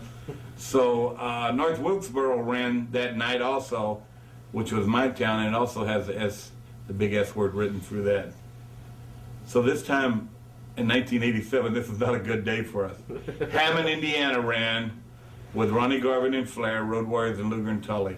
5 matches, $30,000. So that saved us. That saved me and North Wilkesboro and Eddie Gilbert and Terry Taylor in Pasadena, Texas. So that was it. Let me look at my birthday, October 11th. See what was going on. Columbus, Ohio, October the 11th. Ooh. Let's go to another day. Let's go to another day. So you can see that it's not rocket science. You know, the War Games in New York City and the Nassau Coliseum did an advance with $115,000. You know, you pretty much got what you walked in, 126 grand. You didn't get a lot of walk up there. It was the War Games. I remember it like it was yesterday. The Road Warriors, Luger and Flair. It's a big card, big stars, but we were in his backyard. We were right in the. That's a pretty good house there. But we're coming back with the Starrcade 1987. So sold out Chicago, Starrcade 87. Let's go on this. Let's see what's going on here. $230,000 in Chicago. That was at the building too. That wasn't at the big building. That was the one the college one over there. What was it called? Yeah, the USC Pavilion, man, Chicago. That's the Starrcade page. Yeah, that's big. This was the one that we got on tape that you guys probably sold for years too. Me and Luger and US title inside a steel cage. It was one of my favorite matches all the time. Double cage night too. Ronnie Garvin against Flair. Road Warriors, Tully and Iron World's title. Nikita against Terry Taylor. Taylor was the NWA UWF champion, TV champion. So that's why that makes sense where we're at. Road Warriors Midnight Express. They had seen there 100 times, but that was Skywalker. So you had it all, man. I put everything: the scaffold, the double cage. I mean, everything. Sting, Freebirds, Garvin. That same night we did $70,000 in Greensboro, North Carolina. For a closed circuit? Or... Can you hold up the Starrcade page? Yeah, wait a minute. This was a unique deal thing. I know why Greensboro did that. Can you see us?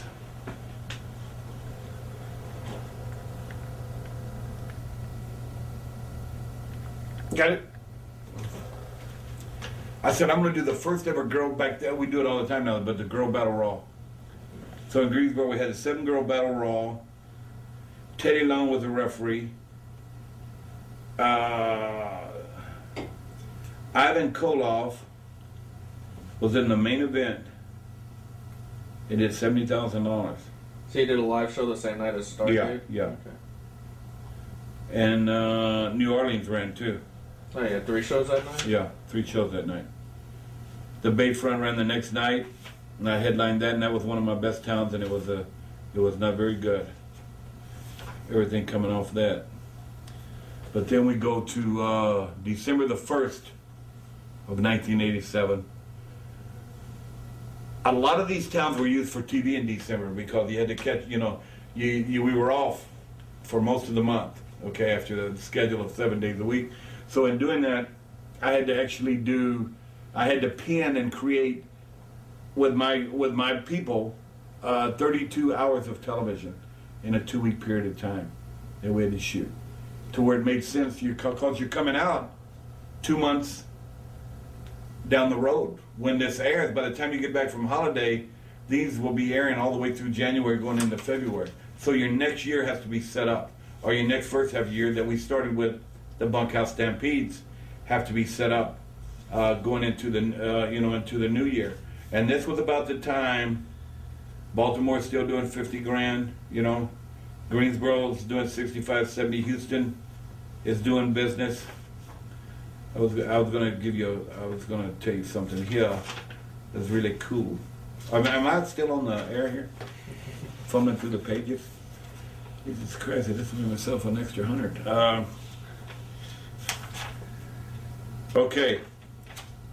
Sunday, December 13th, Albany, Georgia, 25. Cincinnati ran. We ran a lot of Ohio towns. Okay, that's what I want. Wednesday was the last day of 87 that we ran. We had the first day and the last day. We're in Johnson City, Tennessee. And it's the Road Warriors. The DR is off. It's the War Games with different people than we usually had. The Road Warriors in a new breed. Jimmy Valiant and Bugsy were in a tag match. Midnight Express and Bubba and Big Bubba Rogers. Chicago did 60 grand with the Road Warriors in that same type match. Sting and Flair, world's title. Is that one of the first Sting and Flair?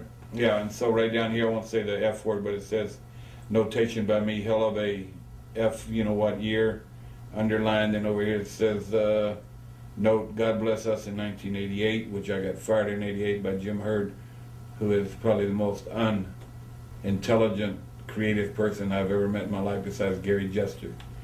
Can you hold up the notes? Yeah, yours truly. Oh, you want to hold up fucking? Okay. The notes on each side. You got them? I'll put my finger over there first. Okay. But I did that. I kept a lot of numbers in these books, you know, and I had, like I said, I had a picture. But let's see, John Ayers, San Francisco 49ers, Super Bowls. You know, he passed away from leukemia. John was what? He was the trivia question. He was general. He was like the head of UWF when we bought it. He became like the guy in charge. See, you know what I mean? So he was our off. Ric Flair, new number. Let's see, who else is on here? Yeah, I had a UWF number. Greg Troop, my main man. Magnum's number, Nikita's number. And then I kept another book with all the numbers in it. But right in here is this thing started to change. TBS, Crockett sold to TBS.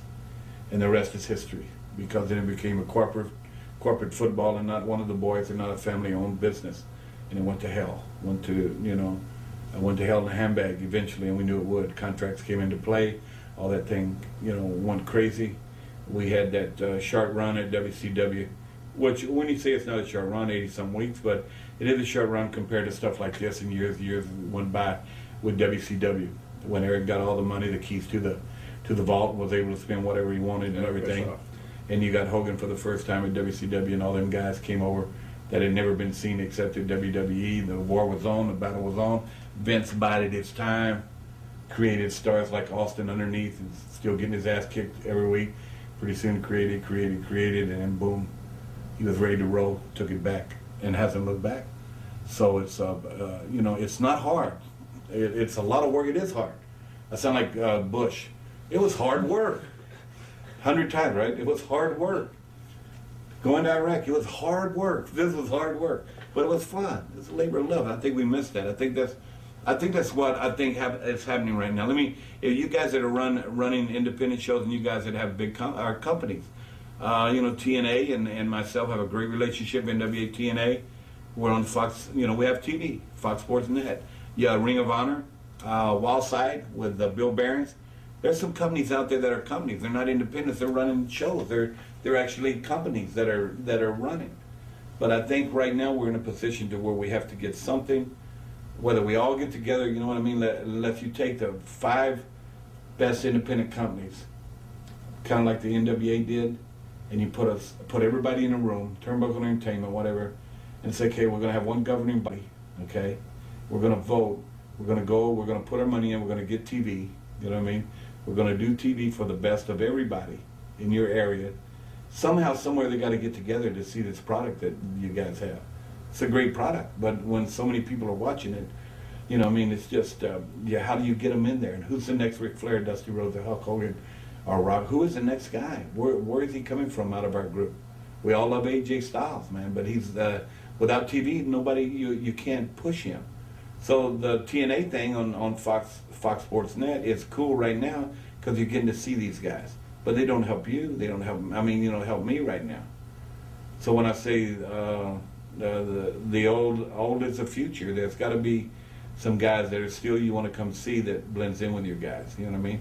And I know with Ring of Honor you use Ricky Steamboat, you used me, you used Steamboat, and you used Cactus and guys like that. I think that will help tremendously. But the guys that you have, the other lieutenants coming from the other places. Remember that story I told you earlier? They got to be able to get some exposure and be there. But it's Booker being a Booker. I think the guy that's probably thinks he's the greatest booker in the world is David Meltzer. And my hat's off to him, man. He works hard booking. You know what I mean, David? You do a great job. Work your butt off. Don't lose a dime. Made millions of dollars. And as the years went on, I got where I like David. You know what I mean? We have conversations back and forth. But somebody's got to report on it. Somebody's got to say George Bush said in that first debate way back that it's hard work 100 times, but it is hard work. So. Any other questions from Ring of Honor here? You got some more? Well, real quick, just you had Sting against Flair at the end of the year. Was that at the point where you decided that? No, that's when it went in. It went into the following year at Starrcade, which I was still there in '88. Yeah. Remember we had the Lethal Lottery, and Sting won that and the right to meet Flair again. You know what I mean? So Sting had really come into his own right there. And that's where he was. He was going to be the guy. He was a franchise. He was a guy. Yeah. So I decided that before the Gary Jesters and Jim Hurts and them guys got into power. That was going to happen. They couldn't stop him. I got him over to the point. He got himself over. Let me put it like that. To the point of where you wasn't going to keep him down. You know what I mean? Yeah. And Luger was in that spot, and me and Luger, that spot that they got themselves into. And by that time, the UWF had kind of just, we just kind of run the thing with that, and so it was blended into where, a bunch of money had been lost, and money-wise compared to today, it wasn't that much money, but money had been lost, and Crockett and them wanted to sell, you know what I mean? And we were in Dallas. Things were kind of disarray, you know what I mean? So corporate came in and took over, and the rest is history. Yeah. How in 1987, just looking at that year, yeah. When you were doing the bunkhouse stampedes at the beginning of the year, did you know where you were going to be at the end of the year for Starrcade? Of course, yeah. Yeah, I knew, and then I knew at the end of this year that next year at Starrcade, I wanted Sting and Luger to be involved in a situation because they were so close with Ric Flair. So if you go back and look in 1988 at the Lethal Lottery, Norfolk, Virginia, the last two guys left, Sting and Luger. I mean, it was a hell of a deal, man. Took a whole year to get them to that point. Were there any, as 1987 went on, were there any times where you said, oh, my plan's not working, I gotta call an audible now, or like so-and-so's not gonna be at the spot I'm gonna need him to be when Starrcade comes around, so it's time to come up with another plan? Yeah, you had to be very, it's like, I think football-wise, like a starting quarterback, you know what I mean? Mm-hmm. Brett Favre played like 900 million games, and not that many, but he's my main guy, so he's played a lot of games, but you have to be prepared for when something could happen. Atlanta was not prepared for Mike Vick to go down last year, a year ago. And their season was blown, it was gone. You know what I mean? So, but you have to have is she called again? You got to tell her I'll call her back. She's so sweet. Blonde hair, did you ever see? She can't wrestle, but you ought to see her box. Anyway.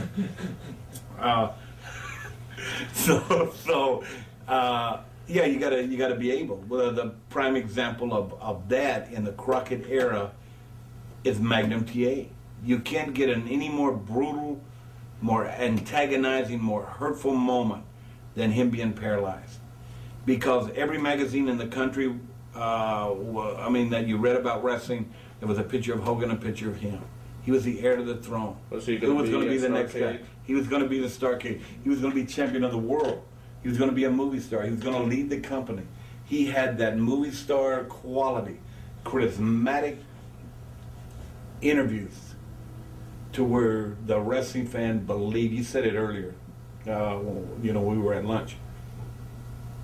There were certain guys you believed in you didn't want to mess with. You know what I mean?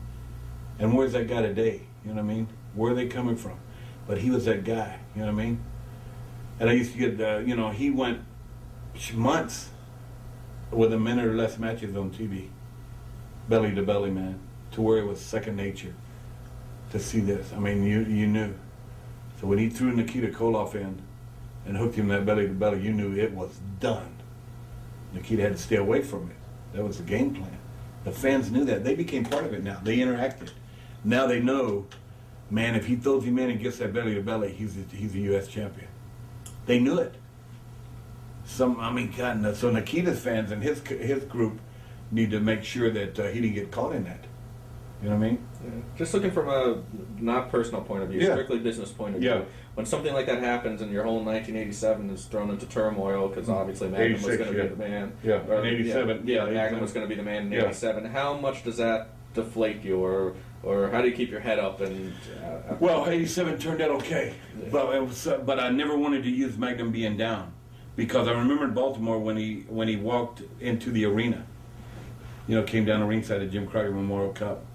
Me and Nikita became champions. Okay, is that when it happened, it was so devastating to where I remember doing the TV and had it written out, and the loudest I've ever heard a crowd in the history of our business in real life ever was the following Sunday when it was to be me and Magnum against Flair and Ole in the cage in Charlotte Coliseum, and it only held 12,000 people.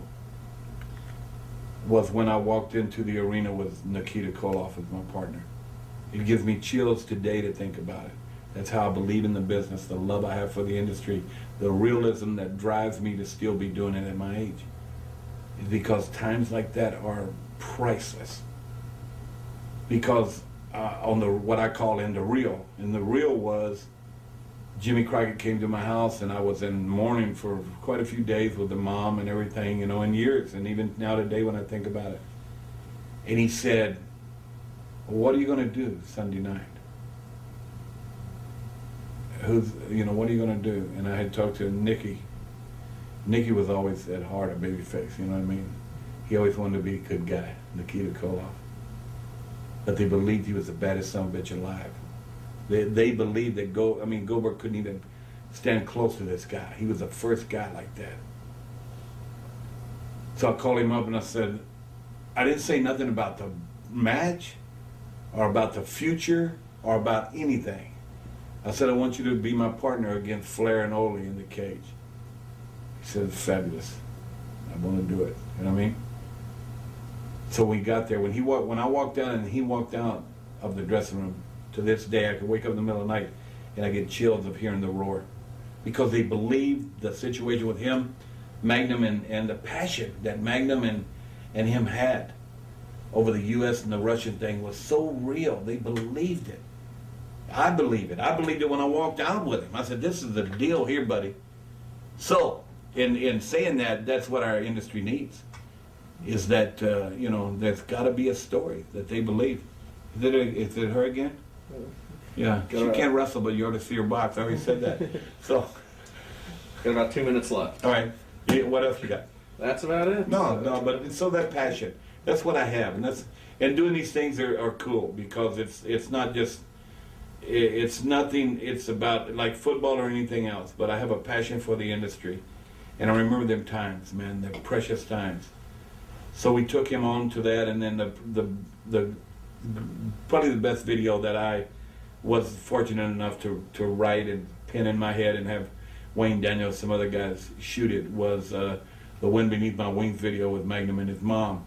So shortly after that at Starrcade in Greensboro, when it was to be Magnum against Flair, it was Nikita against Flair, and I cut all the lights out in the building, showed that video, and had Nikita go to the ring, and we transformed, as the video was playing, Nikita's head into Magnum's head, and the lights came on the building, and the roar there was, I cried when I watched it. So I believe in my industry. I still believe it's real, and I think that's what keeps me going, and that's why the people still relate to me as kind of that older, that Tony Biddick character is.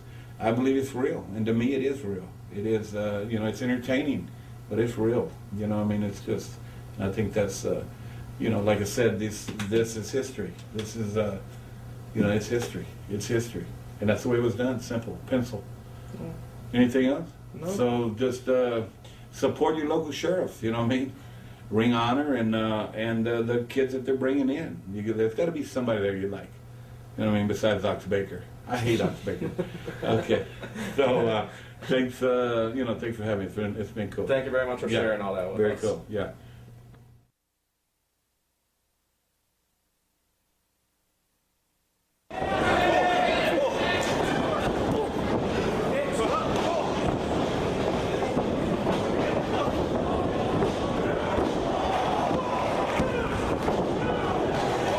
Welcome to Ring of Honor. Most of you know about the hardest hitting, highest flying, most athletic action offered by ROH. But in case you have missed what fans and critics are raving about, here is your quick introduction to Ring of Honor.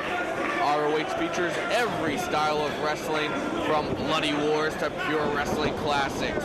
You'll see real characters and compelling storylines that won't insult your intelligence. ROH promotes pro wrestling as a sport with bouts of true skill. You'll see only the top talent. The future of wrestling is now, and the new style is being offered by ROH. You want stars? Check out Mick Foley, Eddie Guerrero, Jeff Hardy, Kojima, Paul London, AJ Styles, Christopher Daniels, Masato Tanaka, Raven, Steve Carino, and many more on past ROH home releases. You want legends? ROH has hosted Hall of Famers like Ricky the Dragon Steamboat, the American Dream Dusty Rhodes, the Great Muta, Abdul the Butcher, Jim Cornette, and others.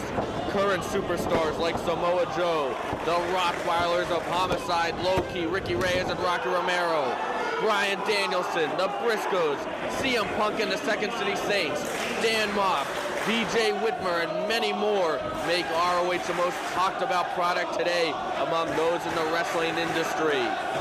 If you get a chance, make sure to check out ROH Live. Now sit back and check out just a few examples of what Ring of Honor has to offer.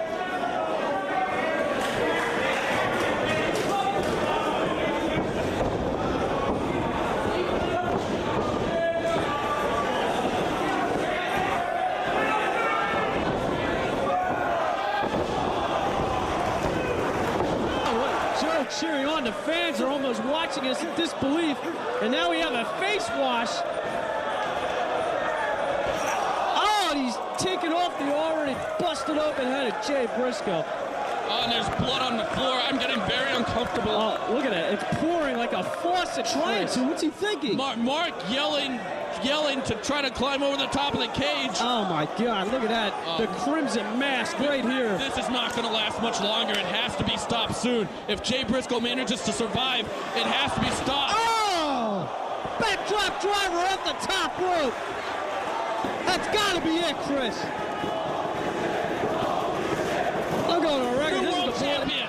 No, there's Joe. Joe's going up top again. This does not bode well for the competitor, for Jay Briscoe. Look at Briscoe fighting.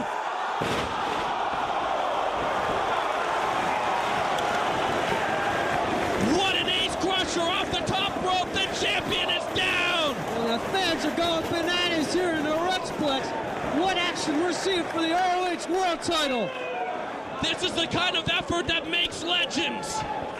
This is the kind of effort that makes you from one of the great ones to one of the immortal ones. And we are seeing it from Jay Briscoe. We are seeing it from Samoa Joe in front of 1,800 fans right outside of New York City.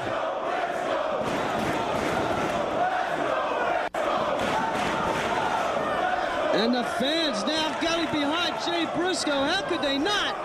What an atmosphere. You have to be here live to experience something like this. Both men toe-to-toe. Referee! Joseph, what? The lights are out! What's going on here? I can't see anything. What is going on? The lights, oh my God! Oh my God! What was, Homicide just fireball Joe! Homicide has just absolutely crossed the line. Somebody's at... can understand one thing about being emotional. 1 second thinking you're the world champion and realizing that you're not. Homicide is snapped. Homicide thought he had the world title, and where did that fireball come from? Look at the crowd. They're shocked. I am shocked. And Hanson's down. He hits Hanson. He hits Brian Gorey. Empty the back. Get the locker room out here. Homicide's gonna kill someone. And Homicide, he's cleaning house. The locker room is emptying. Someone's gonna treat Samoa Joe. And here comes everybody. Someone take out. Yes. Look, everyone's going to Homicide now. He has to be restrained. And Joe's finally getting treatment. Oh my God! I can't believe that. This is what we're seeing in our. I don't belong here right now, Lovey. I'm gonna go out there and get a closer. Oh look, yeah, I'm definitely getting a closer look. I see the Briscoes out there. Punk, where are you going? All hell is breaking loose here in Ring of Honor. And Homicide is taking the whole locker room to restrain him and take him to the back. Samoa Joe being treated for that burn. Where did the fireball come from? Who turned out the lights? How did the lights even go out?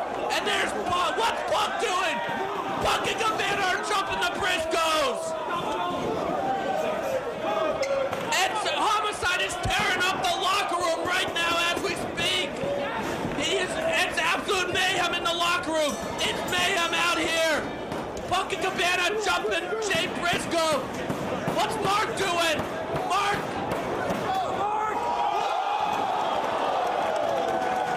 Shooting star press on the Second City Saints. The Briscoes and the Second City Saints are going at it.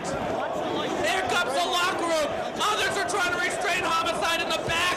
Artie's going nuts in my earpiece. Homicide is tearing up the back. All hell is breaking loose. I've never seen anything like this in Ring of Honor. What's Cabana doing?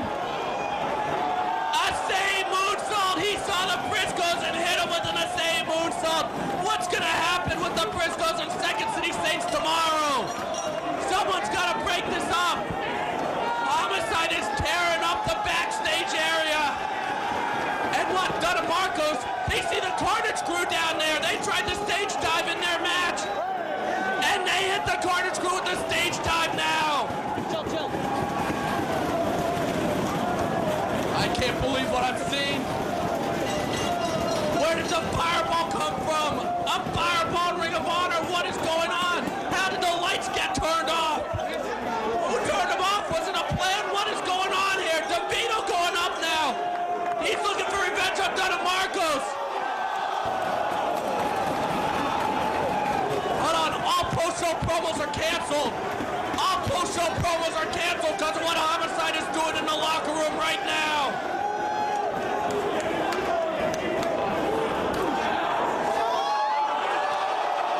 Jack Evans joins in with a dive of his own joint. He's not going to be one-upped. Hold on, I think Homicide's heading to this area. I'm out of here. We'll see you in Chicago. Oh,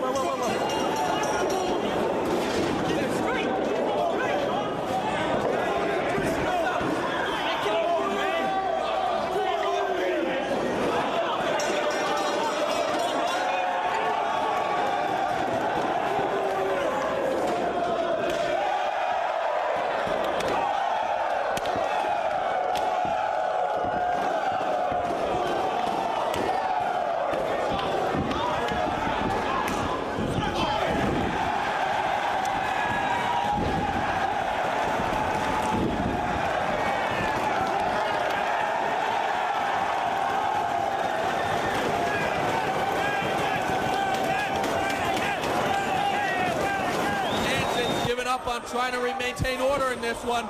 Rave avoids that backbreaker and hits one of his own. Now he's going for a left Russian leg sweep. No, Strong holds on. And now Strong takes him up. Oh, beautiful variation of a backbreaker. And now we have Walters and Aries going at it again. Almost a tilt-a-whirl backbreaker. And this time the referee being out of position, Hurts generation next. as we have two factions fighting it out right now. Roderick Strong going at it with Jimmy Rave, and there's a Northern Lights by Walters, but what's Jack Evans doing? Shooting star press, back suplex on the bridge by Roderick Strong, shooting star press by Mark. Both men connect. And Mark going to the pin cover. Not quite enough. Both teams now pulling out all the stops. They've worn each other down. Mark Briscoe challenging Jack Evans in a battle of shooting star presses. Oh, you don't want to do that with Mark. Mark will fight back and hit harder than anybody. Whoa, what an angle on that back suplex. Mark lands right on his head, and he might be out on his feet, but he's scooping Jack up. Oh, cutthroat suplex. That's what pinned Omar Tortuga before. But Mark too injured to make the cover. Someone's got to cover Jack. Mark Briscoe might be a non-factor. Jack Evans will be a non-factor. And we have a Jay Driller attempt. No, Jay could not get him up because of his knee. Jay now is trying to get that adrenaline rush. Yes, he's fighting back, using his last-ditch effort. Jay Driller, that puts them all down. And Roderick Strong rolls to the outside. 450 by Austin Aries on Jay Briscoe. If he can cover him, he's going to win the 450 pin special K earlier. Aries, though, he's too stunned, too groggy, too tired. Now he makes the cover. This is it. Here it is. Walter saving the day for his team, saving Jay Briscoe. And now we have Walters with the injured neck against Austin Aries. Oh, Walters cuts off Aries. Everyone going for their high-impact move. All men are worn down and tired. Oh, he dumps Aries. He wasn't able to hit it the way he wanted because of that injured neck. But Aries is still out. Turns him over, cover. This is it. Jack Evans with the save. Both teams have had opportunities to win this match. Both times their opponent has been saved. You're going to have to isolate somebody, especially if you want to try to do it with a submission move. And look at Walters. He was pointing at the neck. He's definitely suffered a serious injury. If he's having Hanson look at the neck like that, Walters might have to be gone. And Jack Evans takes out everyone on the floor with a springboard 450. Well, that's how you get everything isolated. And Shelley there goes right to the neck, drapes it across that top rope, which is just a steel cable. Double boot to the back of the neck. And now he's got the Border City stretch. That applies all the pressure on the neck. He's made many men tap with this. And there you see Rave trying to make the save, but Austin Aries cuts him off. The Briscoes are down on the floor. Walters needs to make the ropes. It's his only chance. No, he tries to roll out. But Shelley still has a Border City stretch. He still has it cinched, and Walters taps. It's all over. Alex Shelley, ranked number 3, just made John Walters tap, who's ranked number 5. The crowd on their feet in Philadelphia. Generation Next has established themselves as a force to watch here in Ring of Honor.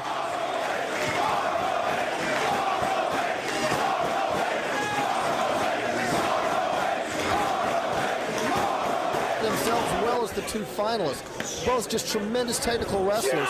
Now he's going to block the leg shin buster into a backdrop suplex.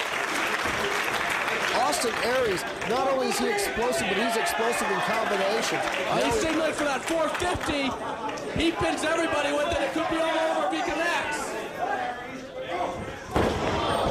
Oh, Brad Danielson moves, but Aries lands on his feet and gets taken, his head taken off. Boy, this crowd is just electric. What a match they're seeing.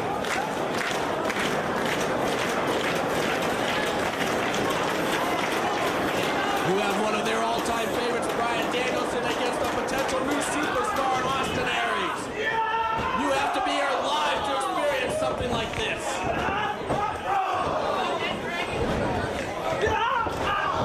Just explodes with a clothesline. Decapitates Aries. That's going to be it. Hooks the back leg. No!